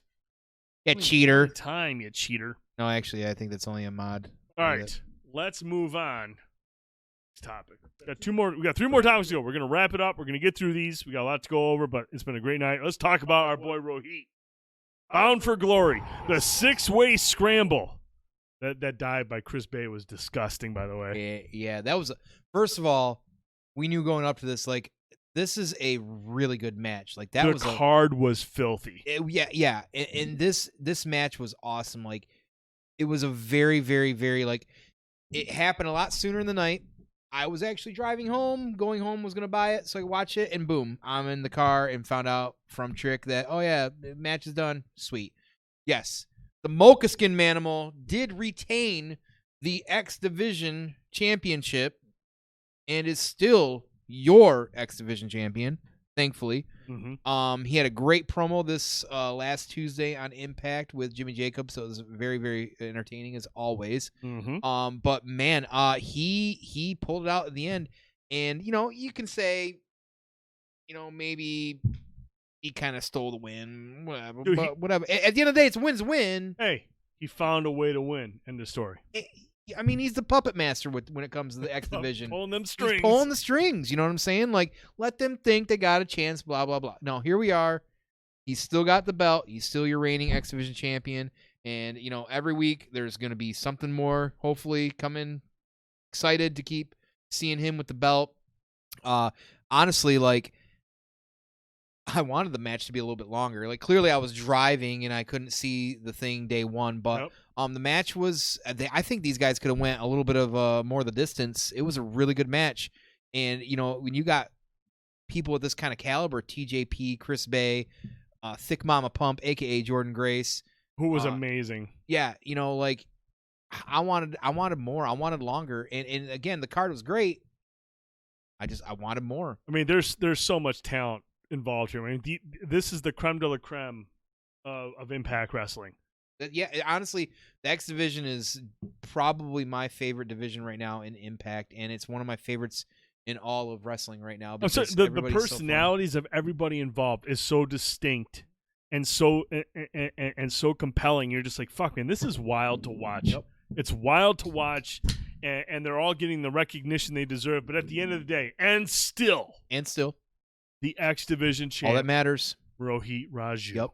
I mean, and he had a promo dropped earlier this week. You were talking about, we didn't get a chance to grab it. We'll show it on the next show. If not, we'll actually throw it up in the Discord. I'll grab it and we'll throw it in the Discord.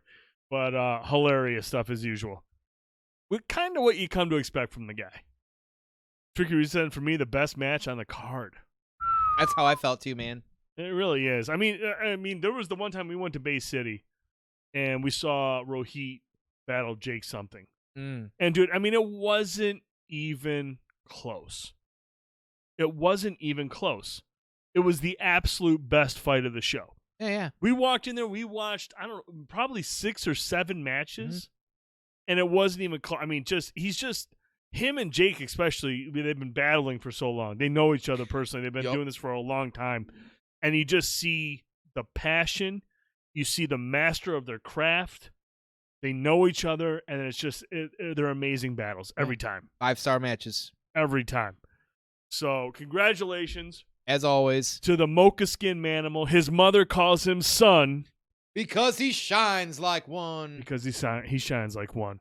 Congrats, Rohit Raju. Still the X Division champion. And moving on. Oh, dude, Tricky saw Jake something had a double power bomb. Yeah, he double power bombed off of the top rope. That was gross. Right. Yeah, cousin Jake. Yeah, that was getting a lot of hits all over social media too. He just did what he does. He's a beast and just double power bomb these mother effers in the middle of the ring. It was awesome. Yeah, brother Jake. He is cousin Jake. He's a madman. That was dude. That was getting a lot of love on Twitter. Hell yeah, it was. That was getting a lot of love. All right, moving on. One thing we want to talk about. We're going to talk about this briefly because we have been asked by many of you to do a spoiler cast, and we will. We do plan on doing the one, and we're actually trying to work something out where we can have somebody join us, which I think could be a very interesting conversation and get some really good perspective. Very good perspective. And a very powerful personality, something that we would like to have on, and we're working on that right now. But we're going to talk briefly, before we get to our final subject, the Lovecraft season finale. Tone, I'm going to come to you first. Yes. I want to get your thoughts on what we saw with the finale. Now, we talked about, before we get into it, we talked about all season long. Yep. They have to stick the landing. Yes. They've done so many different things. They've done a lot of great things in terms of the themes that they've looked at and they've explored. They've given characters moments to shine. They've touched on racial themes that are desperately needed to be explored and absorbed and thought about. But at the end of the day, it's a show. And you got to have a finale that brings it all together and stick the landing, especially when it comes to something like cosmic horror, which relies on a lot of misdirection and questions early on, and then tie it all together nicely in a way that makes sense. That's what we talked about. I want to get your thoughts on the finale. Honestly, the ending of it was a little bit of a surprise, but I kind of thought maybe it would go that direction. But at the end of the day, when you stop and think about it, wow, okay, that was pretty bold. It definitely came to a head. Yep. Everything kind of just aligned in. I felt like there was definitely some loose ends in some of the areas. There's still some more questions, and this show is good for having a few questions to kind of make you wonder, maybe what's this. But I also feel like it's one of those things that's probably going to come full circle and come back around to some of that. I hope so. It was a good finale. It wasn't as great and grandiose as I had kind of wanted it. Yep. But I feel like that's partly because maybe this wasn't its crescendo. Maybe with another season or two, maybe we'll get that later. But it definitely did a good job coming together as it did. I again was kind of surprised on some of the end of it. Yep. There was some really cool things, especially with D. I really liked that. Whatever's going on there, I really liked that actually. Yeah, they have to explore that at some point. Right. Some of the character endings, maybe that's a bad word, but some of the arcs that they wrapped up. Yeah, how they're going forward was definitely a little perplexing and shocking, honestly. But overall, again, the series it's a great series. There's a lot of reasons to, on a very, very a realistic take of the series, like when you break it down and you stop and you look at it and you're like, okay, these are real issues that's translating this. There's a lot of things that they do that's so great at that. But when you look at the fiction side of it, I still think it did a good job. I don't know, again, that maybe there's a bigger story at play. Right. But I just felt the ending was just, and because I really liked it, don't get me wrong, but I can't say love because I feel like it was so close. Yep. We were this close to greatness. Yep. And maybe again, it's not. It's because that's coming later, and if that's the case, cool. Right. But that's just kind of how I felt wrapped up with it. Yeah, I agree with you 100%, and I don't know if we even have a season 2 confirmed yet. I don't know. We don't have one yet. I don't know if we've got one. That's yet. a shame if not. And if that's the case, then I'm going to say this is kind of I don't want to say disappointing, but it just weak. Yeah, weak. Yeah, it definitely wasn't the strongest episode in the series. Absolutely not even close. I feel like this is kind of like one of the middle tier episodes. Right. I feel like they took some shortcuts. They took some liberties with the story to kind of get to the ending. They skipped over some stuff. There was a lot more lapses in logic than what we saw in previous episodes. There were some things that I was questioning earlier on, but I was like, I'll give it some time, and I just didn't get quite the ending wrapped up. There's way more questions I have. There were character decisions that I didn't understand, specifically with Christina. And what she did with Letitia and early on in the show. And, that was one of the big perplexings for us. Like I said, I feel like I don't want to say they played it safe. I just feel like they just didn't stick the landing like we were kind of hoping they did. Look, this show featured great performances.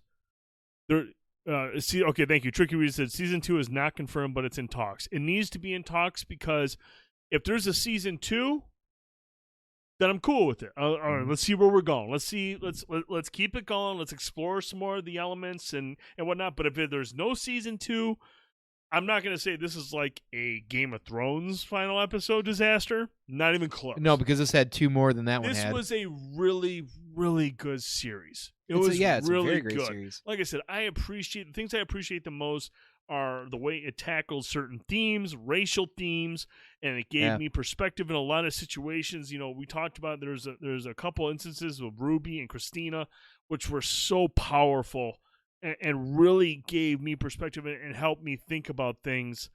That was just like, man, that's deep. Like that's really good stuff. But there were also narratives. At the end of the day, themes are important. They're very important for a show like this. Right. But at the end of the day, you gotta have answers. You gotta have things wrapped up nice and neat. And I feel like they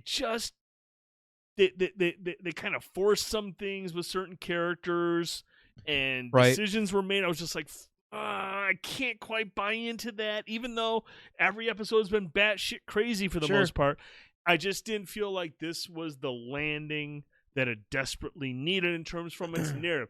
The themes and the performances, everything else, aces. Yeah. Jonathan Majors is a fucking star. Dude, in the making. He can carry. He can carry. The Smollett girl, star in the making. I mean, they're both very talented. There's no question the talent involved here in terms of acting. Even the supporting characters. All of them. Everybody's fucking brilliant in this show. Yeah, absolutely. But the story, the writing just didn't quite stick the landing in the final episode. I feel like, and I don't want everything have to come back to Game of Thrones, but I feel like it almost kind of has to. Mm-hmm. And I preface that by saying first, like, I'm not a person that hated how 8 episodes of the last season of Game of Thrones ended. It's trash. The problem was that the reason it was trash was because they forced their hands on too many storylines, and it just didn't make sense. It's much like, you know what? I'll agree with that. Game of Thrones was failed by the writing, not by the performances. Oh, yeah, for sure. The writing failed. And I feel like, and even though Lovecraft didn't fail in the same way. Sure, exactly. Because in Lovecraft, you're tying up one season. Game of Thrones tried to tie up 9 seasons, failed miserably. Right. They needed 2 or 3 more episodes in 8 for everything to be fleshed out and make sense better. That's my biggest issue with it. Yep. It wasn't where the ending was. It was just if you got A, B, C, they left out too much B. Way too much. It went A right to C. That's kind of how Jay Hill. Exactly. It's funny how that works nowadays. That Game of Thrones was like the hottest thing in the world in pop culture, and then that season was so bad, doesn't exist. I Now. feel bad because I agree with Jay Hill and I agree with you too. Game of Thrones was such a fucking. It was a finale. Every season finale, you were just like, "Fuck, how long do I gotta wait?" And they fucked up the ending. And then the ending, you're just like, "How fucking long do I have to remember this shit for?" Right. So I think this series, and this is why I tied into Game of Thrones, it almost felt like it could have valued or benefited from another episode or two, like a wind down or just a little bit more, like maybe a 2-part from the ending, because that ending, like even like we were about 15, 20 minutes or halfway through that first episode or that last episode, and it felt like, bro, we're tying this shit off tonight. Like, you better get your fucking shit together because we about to be done here. And there it was, and it just kind of felt like an incomplete landing. Now, it wasn't the worst ending to a season 1 of any series I've ever seen, but it just wasn't as gratifying as I wanted it to be because, again, everything else surrounding the series is so amazing. Really the good. writing, really good. The storytelling, the characters, the development, the social issues, any of the issues, all of the issues, everything is so great that this just didn't hit that greatness. And that's, I don't want to say it's a shame because it's still worth watching. I just feel like it could have benefited from a couple more episodes. Yep. That's it. And again, the legacy of the show will greatly depend on whether or not we get a second season. If it's one season, then I'm going to be somewhat disappointed with the final episode.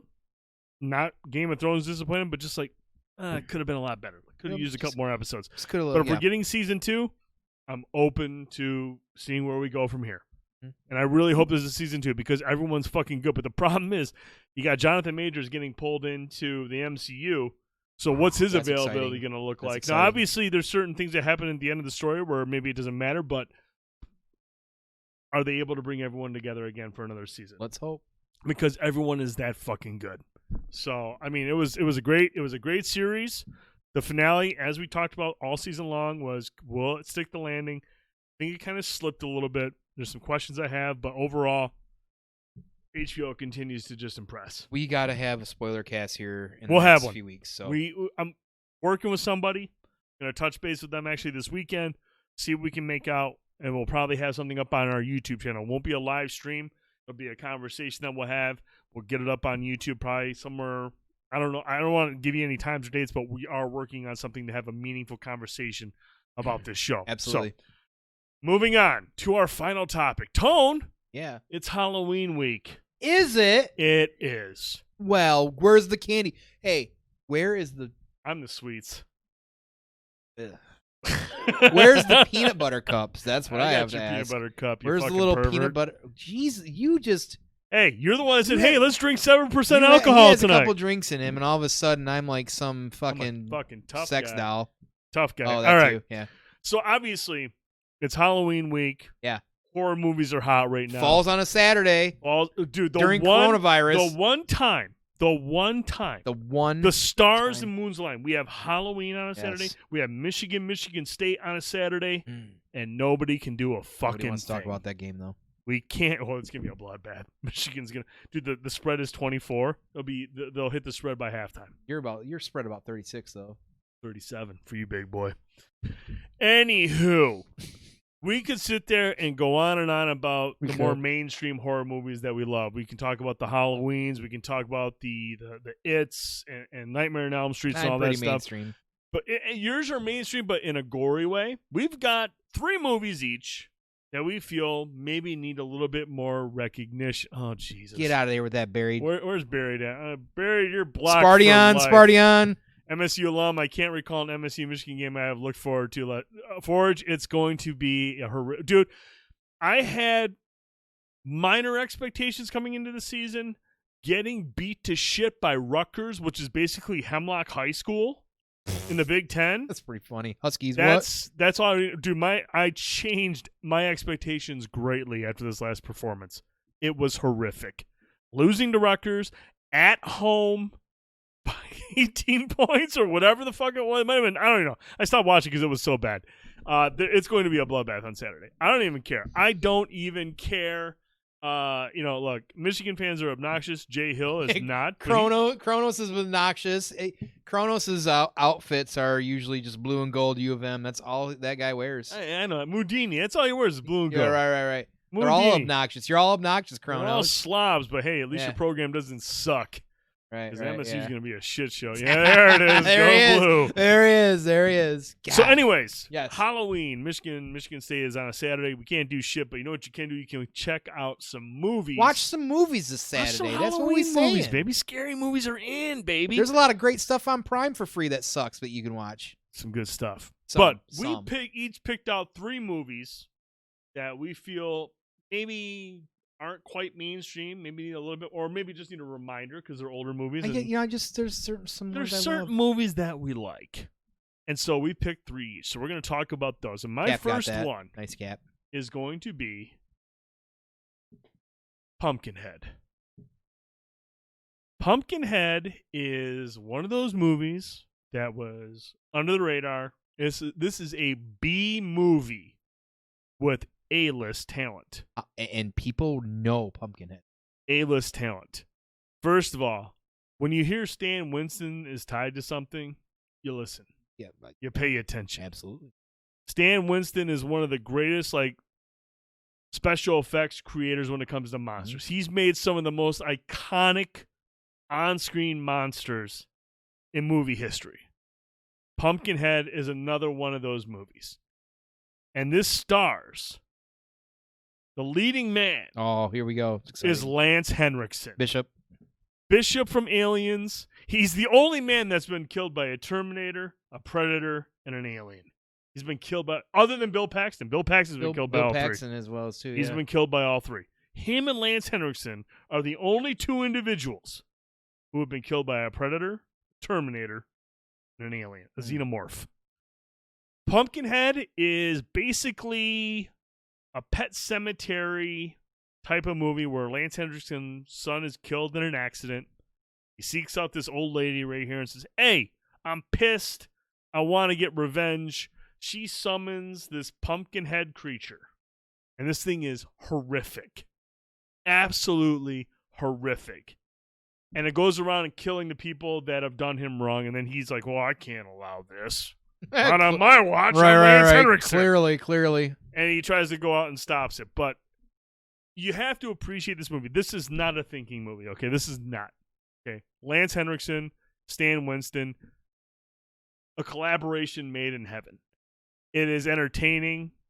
Pumpkinhead is a creature that is he's terrifying, dude. He's like a 7-foot. He's got the same kind of like alien figure. Oh, he's creepy as fuck. He's creepy as fuck. And then he's got this face. You're just like, man, he is horrific. I thought Pumpkinhead was like an American Pie knockoff. No, dude, Pumpkinhead is Cap's a doing cult bits. classic. Cap's coming in with these weak ass bits already. But no, if you guys get a chance, it's old. I don't know. I actually found it on Blu-ray. I think it was last The year. Walmart $5 bin, yo. No, dude, this was like, I almost want to think this was like a tough find. Like, this is a hard find at the time. Maybe it's easier now. It might even be on streaming services. If you get a chance, check out Pumpkinhead. I think it's on Amazon Prime right now. If it is, you need Cap, to check that out. Is Pumpkinhead on Amazon Prime? If it's on it, we will stream that shit to this channel tomorrow. Pumpkinhead will be the midday stream tomorrow. Oh, if shit. Pumpkinhead is on there. No joke. All right, Tone, your first choice. My first choice. Friday the 13th. I'm very, very, very classic. Very cliche about this. As you saw last time when I was here, I had the entire collection Friday the 13th. Rental. It's a rental? It's worth it. I just, overall, Friday the 13th will always stick with me because I grew up in the sticks in the southwest corner of Saginaw County where you look out the patio door at night at my parents' home growing up, and it was just, after about 3 feet of light from the inside of the home, it was pitch black. And all you knew out there was trees and a drop-off, and that was it. That was it. So, I remember the first time I saw the preview was like WJRT TV12 here when they would do midnight matinees back on Saturday nights, and they would preview like I don't remember which Jason it was or Friday the 13th when he just crashed through like the fucking cabin and grabbed people. It might have been later. It was like 4 7. I know he did it in 7. Maybe he did it in 7. But I just feel like it happened more than just that. So I was like, he did it in every single one. And so like as a kid, like I'm like 10 or 12 years old, and I'm watching these movies, and I'm completely enthralled. And I'm like, this is scary as fuck because to me, my thought process is like, well, everybody's like, Freddy's scarier because it's in your dreams. You can't control him. I'm like, well, I'm living in the real world. And to me, if I look out my back door here, I see Jason out there hiding in the fucking woods or whatever. And as a kid for Halloween, my favorite and one I'll always remember as a kid for Halloween, I dressed up as Jason one year, had a machete and an axe. And I think I even did it like a couple years later again, just because I love doing it so much because I had the hockey mask or whatever. I love Jason. I love Friday the 13th. To the end of the day, it's my favorite of all horror and slasher films.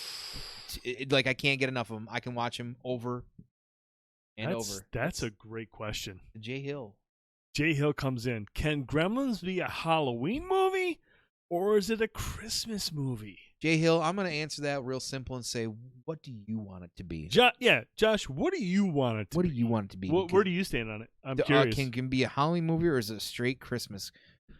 Because the second one is... The second one's in the middle of the summer in a building. Right. The first one, like... Which is... but don't let that fool you. The second one's really good. I love the second one. Second one's great. The second one's great. I saw it in the theater. Forge is going Christmas. I'm going to lean towards Christmas because I've always tied that with Die Hard. It's not like, Die Hard's an action movie, but it's a Christmas because it's so much. I don't really Christmas. Ever, honestly, the bottom line for me, I don't care where people want it to be, whether it's Christmas. If people want to say it's Christmas and people want it not to be Christmas or Halloween, honestly, I'm going to leave that fight to you guys. I just love the movie. To me, like... I could see it being a Christmas movie, though. You want to know what makes it a Christmas movie for me? I can see it being a Christmas movie. Phoebe Cates' story about how her dad breaks his neck coming down the chimney. Oh, God. You sick fuck. Oh, that's right. I forgot about that Yeah, story. She talks about she's like, my dad broke his neck and he got stuck in the chimney. And they're like, what's that smell? It's your dad. He slipped and broke his neck. And I was like, fucking Christmas movie. I blame the booze. I'm sorry. That's one of those cringe-worthy moments. We'll edit this out for the podcasters and the YouTube videos. Irish wants no part of it. I mean, you can ask the same question about the Nightmare Before Christmas. Here's my guilty. Yeah, you're Jack Skellington. I've never seen it. I've seen it like once or twice. Really? Yeah. My wife was actually talking about that, and she goes, "We need to watch this." Type is people get jacked. What's his name? Jack Skellington. Jack Skellington. They get tattoos with him. Oh, it's like is it a cult? It's major. I don't even know if you can call it a cult following. That's more mainstream. It's major. People are like major fan. Nightmare Before Christmas is a Thanksgiving movie compromise. That's funny. Atomic comes in. He understands things. Gets it. Give me some cranberry sauce and some turkey. I dig it. So, fine choice for you, Friday 13th. I know you're a huge Very fan. cliche, I know it, but we'll get into a couple more. Jason is the second best in the slasher series. I appreciate it. He's not quite a Michael Way better Myers, than Michael Myers. He is not. Way dude. better. Listen, you can't, better than this guy. This guy's better. This guy's better than this guy. I bet you everybody likes Jason more than Michael. You know who's better though? Is this guy. Jaws. Ooh, you're going with Jaws? You like Jaws? Yeah. Okay, whatever. Anyways, my second movie is The Descent. Now, Cat Bad. Me too. The Descent is one of those movies that was kind of out of nowhere when it came out. It was a movie that was very little marketing, but then it did really well at one of those film festivals. Mm-hmm. We're like, oh man, this movie is really terrifying. It's really scary. And I've never seen it. And you need to change this. Yes, I will. You need to change this. All right, Papa. If you guys get a chance, I believe The Descent might be on Amazon Prime. If not, it might be the sequel. Don't do that bit. We already went down that road. I think it's the sequel that's on. I think it's part 2 that's on Amazon Prime. Don't do it. The thing that I love about The Descent is there are 3 things I love about. 1, it's gory as fuck. And that's where I can wrangle you in, as I can see it's gory as fuck. Oh, well, yeah, you were telling me about it earlier. But it's also a movie that rides high on tension. You're constantly in suspense. Especially when you get about to the halfway point, you are constantly on edge. What if I got asthma? Is that okay? No, you'll be horrified. All right, fair enough. This is an all-female cast, and everybody carries their weight. Everyone is fantastic in this movie. It is a great movie for performances. And it's about these like 6 or 7 women that are like these extreme sports people. Like Spelunkers. Well, I mean, they do extreme sports. They get together every year and they do some wild shit. Sure. But in this movie, they go into they're spelunking and they go into this cave and they end up finding out that this cave is something that hasn't been explored yet. And as they get deeper into the cave, they're trying to find their way out. And once they get down to the depths, they realize they're not alone. And I'm telling you guys, it's got gore, it's got jump scares, and it hits on a lot of different themes that bother a lot of people, specifically claustrophobia. There's a couple scenes in this movie, man, that really does a great job of capturing the fear of everything when it comes to claustrophobia, being caught in that confined space, not knowing where to go, and it does a great job at that. But, man, your father knows a good movie. The Descent is honestly one of the best horror movies I've ever seen. It's that good. Like, from start to finish, it touches on loss. It touches on camaraderie. It touches on survival. It touches on and it has all the elements you want from a horror movie: gore, jump scares, tension. Love some gore. This is honestly, and I mean this from the bottom of my heart, is one of the best horror movies I've ever seen in my entire life. I watch this stuff at night once in a while. I'll watch The Descent, turn all the lights off, and it is an absolute horrific experience. You got a little trick. I already played it. It was playing when we were watching. Okay. But anyways, if you guys get a chance, please watch The Descent. I have to watch The Descent because he told me to. You have to watch it. It is that good. It is that good. So, there you go, Kronos. Seriously, Kronos, I want to get your thoughts on it, dude. If we're not, obviously won't be live by the time it's done. Get on YouTube tomorrow. You're in the Discord, bro. Get in the Discord. Let us know what you think of it. It is absolutely fucking awesome. Oh. Love it. King Cuddles. I call my There he P&J is. parties because of my only one. Jesus Christ. I love how Cuddles comes out swinging, dude. Nowhere. He's so good. Yeah, I love he's Cuddles. I love you. Cuddles and Dude 2021. And No, Mystic Mike. No. All right, No. Tone, your next one. So here you go. Hammer. Forge Hammer already brought it up. Yes. My number 2 is the Hellraiser series. I love Clive Barker. I am the gore guy. I like the sick shit. Evan Fire's not here tonight, a.k.a. Arkenrath. Any of the guys out here that know me well, if we watch sick shit and some people are turning heads, I'm going to make myself watch it. When I go and give blood or I've got to do anything, I watch them intently. The blood by drip, drip, drip draws from me because I am fascinated with gore. I can't explain it, probably because I'm a sick, deviant fuck. I don't know. We'll go with that. But Hellraiser is like next level shit because it is about pleasure and it definitely is about pain and finding the ultimate pleasure in that puzzle box. Don't look at me. What are we talking about? Hellraiser or masochistic sex shit? That's what Hellraiser is about, man. Oh, okay, dope. Yeah. I've got rubber bands around my balls, but whatever. But Edit that out. Go ahead. Continue. Sorry, Mom. But yeah, Thanksgiving dinner is going to be really weird. Right. Carve the turkey. Just carve the turkey. I don't want to talk to you.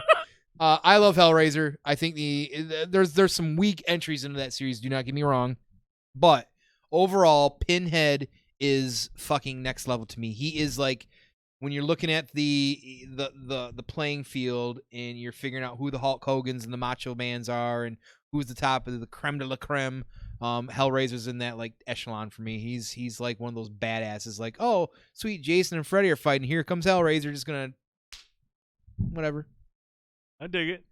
I like how Jay Hill said. Event Horizon is one that scared me when I was young. Dude, Event Horizon is a fucking horrific movie. It is a shame that I didn't put on this my top 3 because you're right. Event Horizon. I wouldn't say this is like our top 3. This is just like kind of not sure. mainstream stuff. Right, I mean, there's still some mainstream stuff in there. I'm but mainstream with Friday, but this one is I wouldn't consider it mainstream. Maybe you could. I guess I don't know. The one thing about Event Horizon that always really bothered me when I was younger was the scene where they're watching the video of the previous crew. Yeah. The Dodgers, and they all got their eyes cut out and they're all acting just crazy. I was just like, God damn, bro. Dude, skinless. I actually masturbated that movie a few times too, so you're a fucking horror of a human being. You're a ghoul. You know that? Whatever. You're a ghoul. Deviant. Anyways, moving on to my final choice. This one is a little bit more cerebral. This one's a little bit I feel like this movie is one that when it actually came out in theaters, it reviewed incredibly well, but its cinema score was like almost an F. Love that shit. Where the the audience was just like, no, I don't like this. I don't like this. And that is Leprechaun. Is the movie Hereditary. And Hereditary is not Maximum Overdrive, Emilio Estevez, yeah. Nancy Cartwright, the voice of Bart Simpson. Right, She's right, one of the right. girls She's in it. one Yeah. of the girls in that. That's funny. You say that. Hereditary is an absolute dark movie. It is not a feel-good movie. There is no ending where you walk out of the theater or a viewing going, oh, that was nice. That was cool. That was fun. This is a fucking dark movie. And it takes a certain type of audience to appreciate the story it's trying to sell or that it's trying to tell.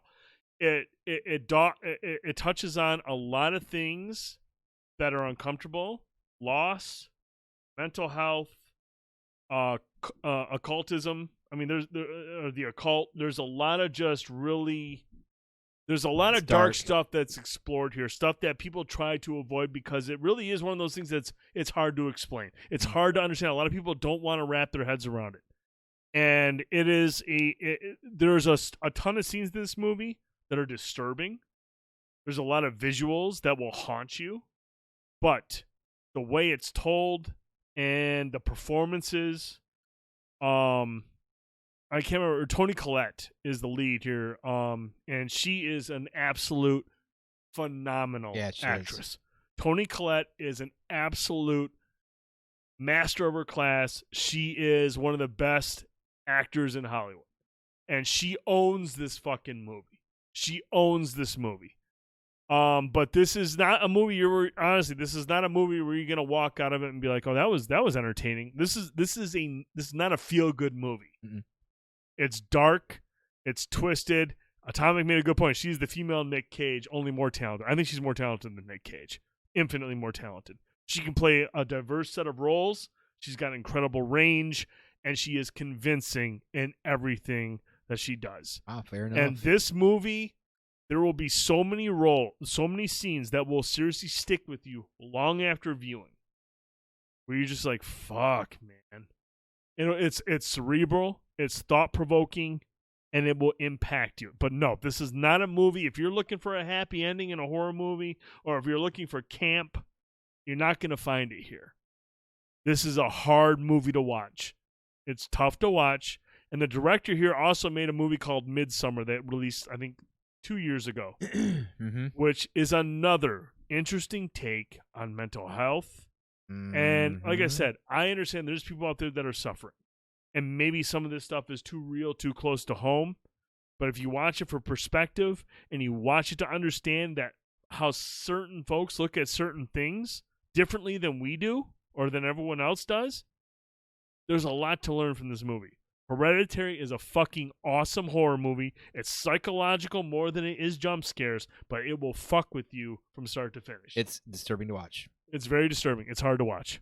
Give me go, my lad. So now we're going to jump over to your final choice. My final choice. This is not so much a non-feel-good movie. This is a real good feel-good movie for you. We're going to talk a little Evil Dead. I am a Sam Raimi fanboy. Sam Raimi. And, Evil Dead, the first time I watched Evil Dead, I was actually pretty disturbed. Again, because you're out in the woods, and this is in Michigan. There's a lot of creepiness to it. And the first couple, even though the second's kind of like a redone of the first in a weird, odd way. I didn't see that one. Yeah. I mean, it's still worth watching. Wasn't Sam Raimi involved in that one? Yeah. He produced it. Are you talking about the remake? The remake. No, the remake. Yeah, they had producing her hands in it. I didn't watch the remake because I was one of those guys that, like, I'm not watching that shit. But I heard it was good. I heard it was all right, at least. Mm-hmm. Yeah, it's like a 1.5 Chronos. There you go. That's a good way of putting it. It's odd, but if it weren't for the Evil Dead is a great movie standalone. It's creepy as fuck. It's very Sam Raimi with the certain the cinematography that he goes with. And it's a very thing of him. But there it is, Lair Dog, because eventually it leads you to Army of Darkness yep. and one of the greatest TV series of all time, Ash versus Evil Dead on Starz. Yep. That only got 3 seasons, sadly. That was an amazing show. Bruce Campbell he's an icon. If you've never seen the movie Bubba Hotep, you haven't lived. And I'm being dead serious when I say that. I can't explain it to you except for the fact that he is apparently Elvis and they're dealing with a mummy. And that's it. And that's it. That's it. There it is. And Honestly, it's him. It's his star power. It's his charisma. Yep. Briscoe County Jr. is the greatest. He's got that jawline. He's got the chin. He's got everything that you would expect the chin. from a hero. It's the He's chin. got the chin. Yep. It's the chin, and then that's actually part of the name of his book. If you've never seen Briscoe County Jr., which is potentially one of the greatest TV series of all time that didn't get enough love and solely underrated, watch Briscoe County Jr. That was an amazing. It was that westerny sci-fi kind of like way ahead of its time kind of movie that never got enough love and didn't get to see itself into fruition. I'll let you tackle that one. How was Wishmaster not mentioned? So Chronos, we actually streamed that last week. Wishmaster is very gory, and that was this close to making that list. Honestly, Wishmaster is a very underrated horror movie, gore movie, and the big thing about that is actually the cast in that is very, very big, powerful, and diverse. And you got Kane Hodder in it as well too. You've got Robert Englund in it. Dope. So Wishmaster is a classic to me, and not everybody's seen it. I love the one other movie that almost made this cut and didn't make the cut at the end of the day was Rumpelstiltskin, because it's a very, very like Jack Frosty, leprechaun, campy horror movie. Rumpelstiltskin is fucking hilarious, and I will tell you, it's better than some of the Leprechaun movies, and I mean that wholeheartedly. No offense, Org Davis, but if you like those kind of movies and you've not seen Rumpelstiltskin, you're missing out. I promise you that on that. So I'm trying to think, some of the ones that almost made my list was obviously John Carpenter is the master. I know. I look at I almost put Thing on there. The Thing was close on there. 1982's The Thing is seriously one of the greatest horror movies ever. Period. It's got an amazing cast. Lovecraftian too. You got Wilford Brimley, you got Kurt Russell, Keith David. I mean, just an amazing movie. And had that fucking movie not come out 2 or 3 months after E.T., right, it would have been appreciated much more, because E.T. came out and everyone was like, "Oh, aliens are cute and they're wonderful," and then this came out and it got trashed by critics because E.T. had set a precedent for, hey, 1982 is the year of nice aliens. Well, fuck that. The 1982's The Thing is an incredible movie. I mean, you can look at John Carpenter's whole collection of movies. I mean, Prince of Darkness. You've got They Live. I'm not going to say Village of the Damned. That movie was terrible, but you look at those movies. I mean, there's just so many you could choose. There's so many. You know, another movie that's underrated is, I think it's 1989's The Blob. It's a good movie. Underrated. I mean, obviously Steve McQueen's Blob is cool. It was awesome for its time. Yeah, for the time. It was great. But 1989's The Blob I agree. is a much more on cocaine version, and like I said, there's a scene in the sewers where a kid gets killed by the blob, and he comes back for a moment out of the water, and you're just like, wow, this show is really dark. They're not fucking... Do you remember that scene? Oh, yeah. And you see the kid, like, melting, you're just like, wow. I mean, because it's widely, speculated that you can't kill a kid on screen. Right, and that was part of the thing, because my mom couldn't finish that. Lar Dog. Jeepers Creepers. The first one... The first 30, 40 minutes is fucking amazing horror. And then when they get to the police station, I'm just like, dude, this is stupid. And the second one, not good. The third one is an atrocity. Yeah, it's atrocity. It is horrific. But the first Jeepers Creepers, dude, the first 30, 40 minutes, fucking horrifying. That dude with that face, horrifying. That dude with that face. Yep. Jay Hill actually mentioned Tales from the Crypt. I grew up reading not only reading the comics, Tales from the Crypt show on HBO, was dope. But Demon Knight I watch anytime it's on TV, just like if it's Roadhouse. Is that the one with Dennis Miller? No, that's Bordello Blood. Okay. Which is all right, but it's not Tales from the Crypt. Tales from the Crypt is amazing. You got fucking what's his name? He's in VFW. Weird Al? Nope, VFW. Oh, VFW. They said I'm thinking UHF. William Sadler. William Sadler and I can't think of his name. He was in Titanic. Billy Zane. Billy Zane plays an amazing weird ass villain in that. I love Tales from the Crypt, dude. Hell yeah. Jada Pinkett Smith was also in that too. Oh really? Mm-hmm. It was an early role for her. But yeah, that's our horror picks, yo. Like great stuff. Yeah, Billy Jay Zane's amazing. McKenzie, Pet Cemetery. Which one are you talking about? The original or the second He one? said 8 years old, so he's talking about the OG. Oh, he's talking about the OG one, man. The OG one was cool.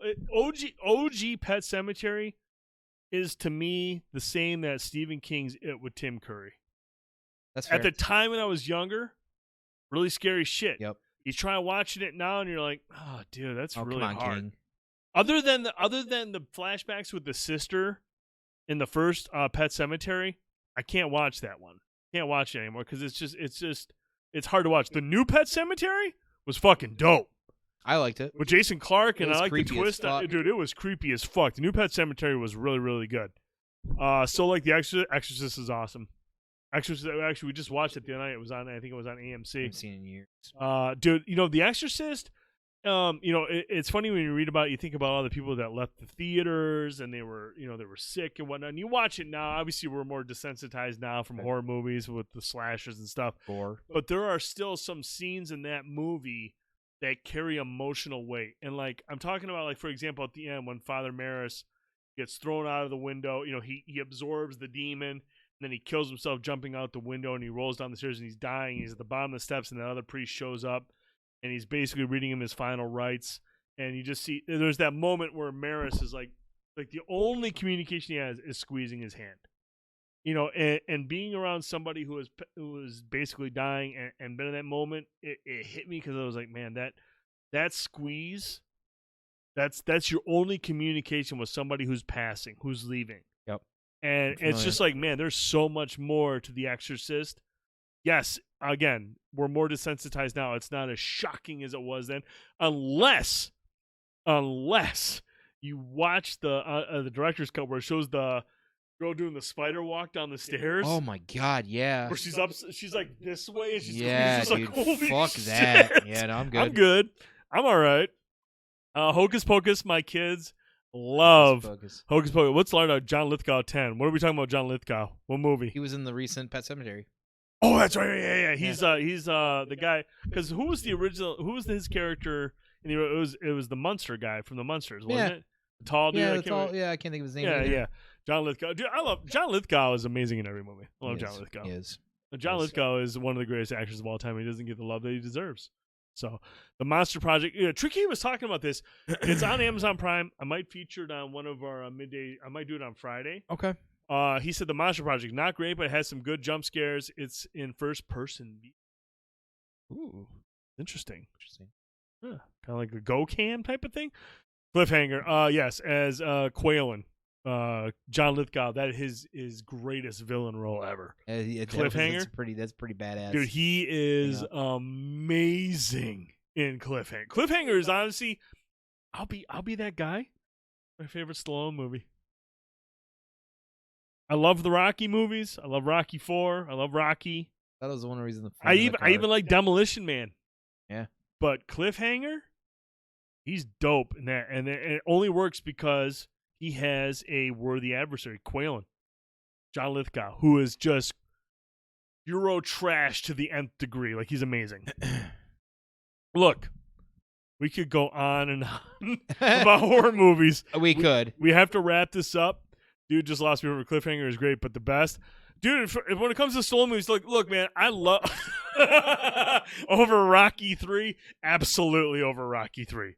Rocky 4 is more of a contender for a better Rocky movie than Rocky 3. I love the first Rocky. It's inspirational. It's amazing.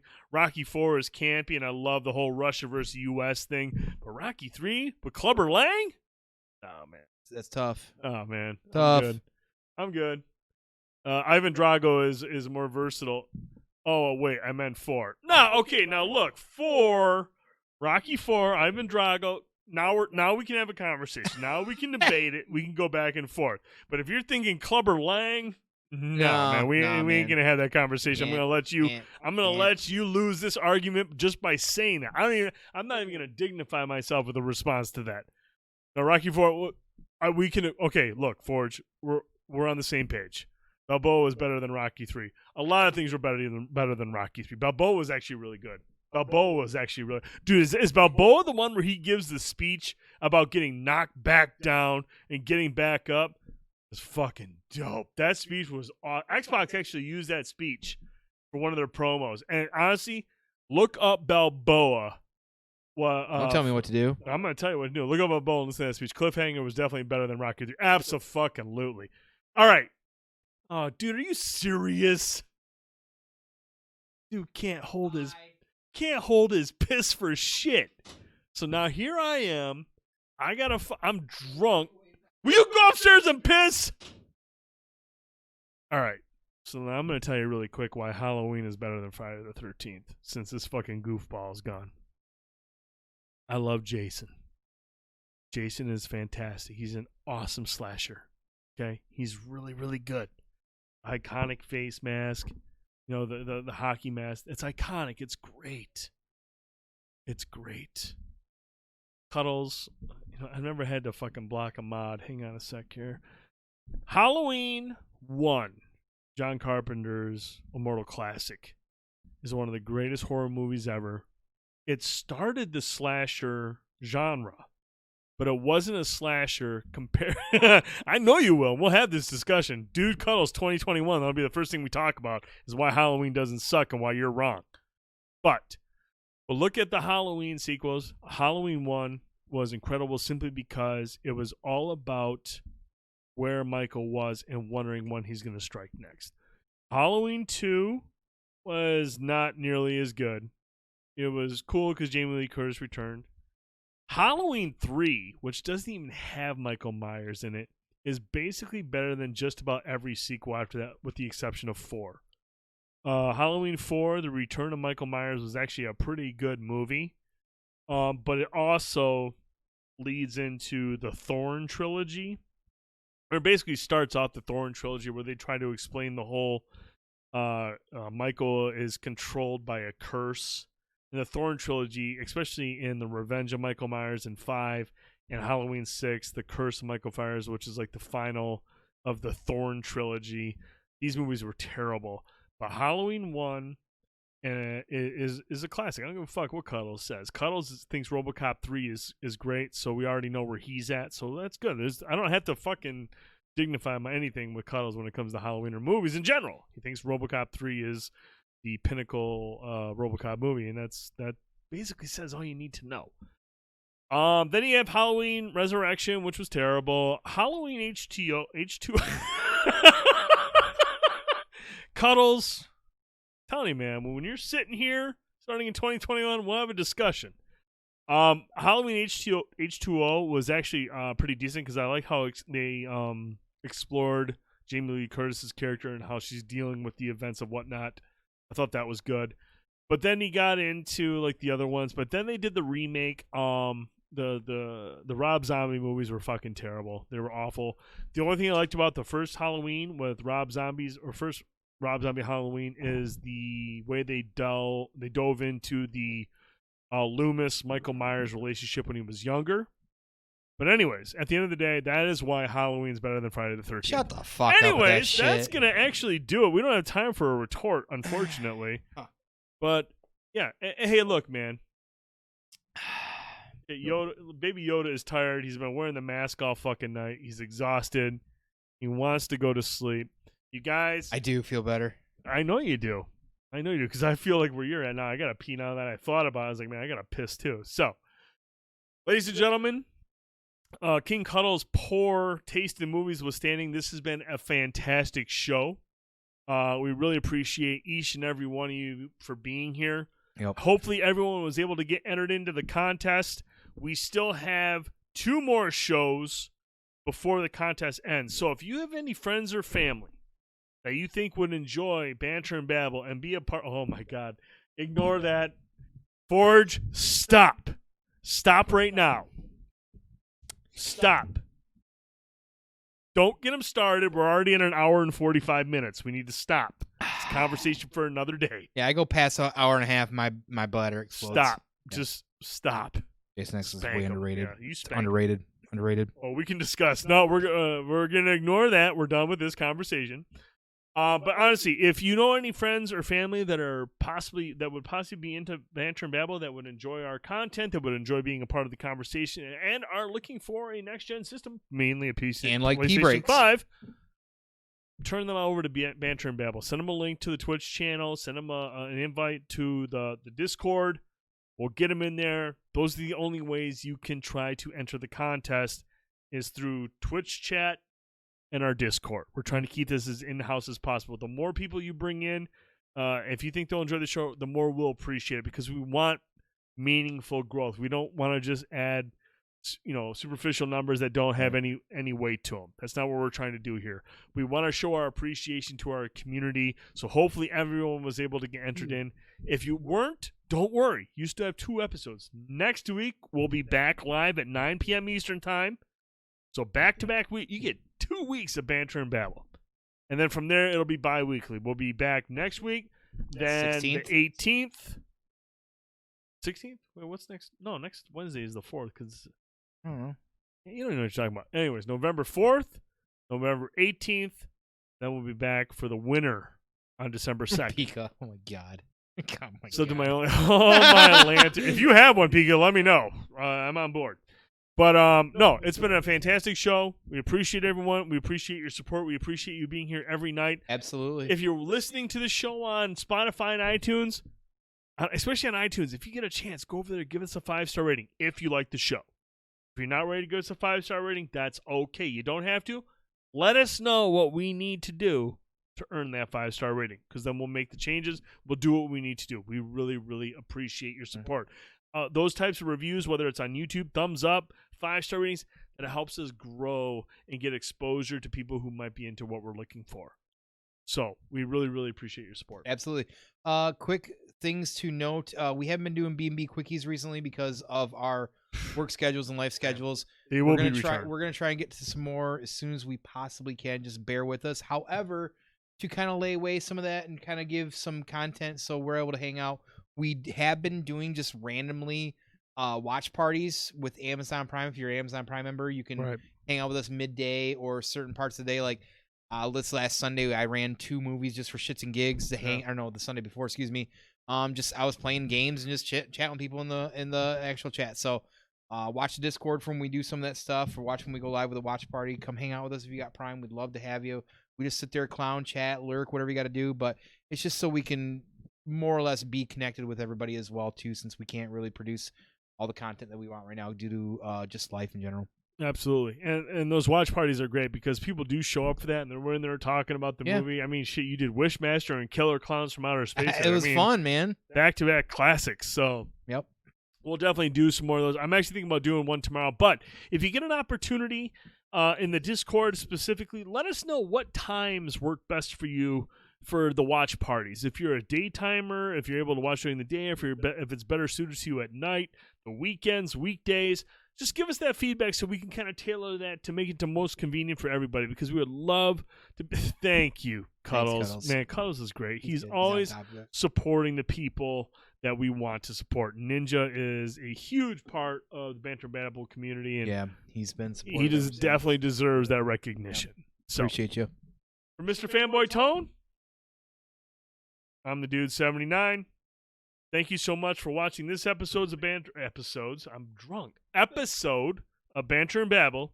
We'll be back next Wednesday night, 9 p.m. right here on Twitch for episode number 25. Have a great night, everybody. Happy Halloween.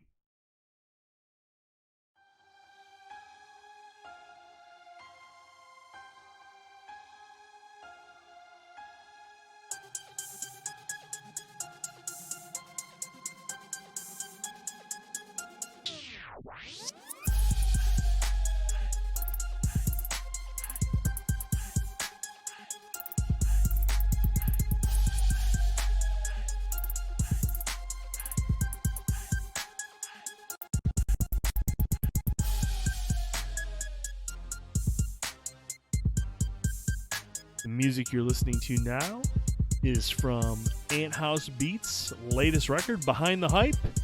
It's available now on iTunes, Spotify, Google Play, Amazon, and everywhere else you can download your music. Check it out today, Behind the Hype, by our good friend Ant House Beats.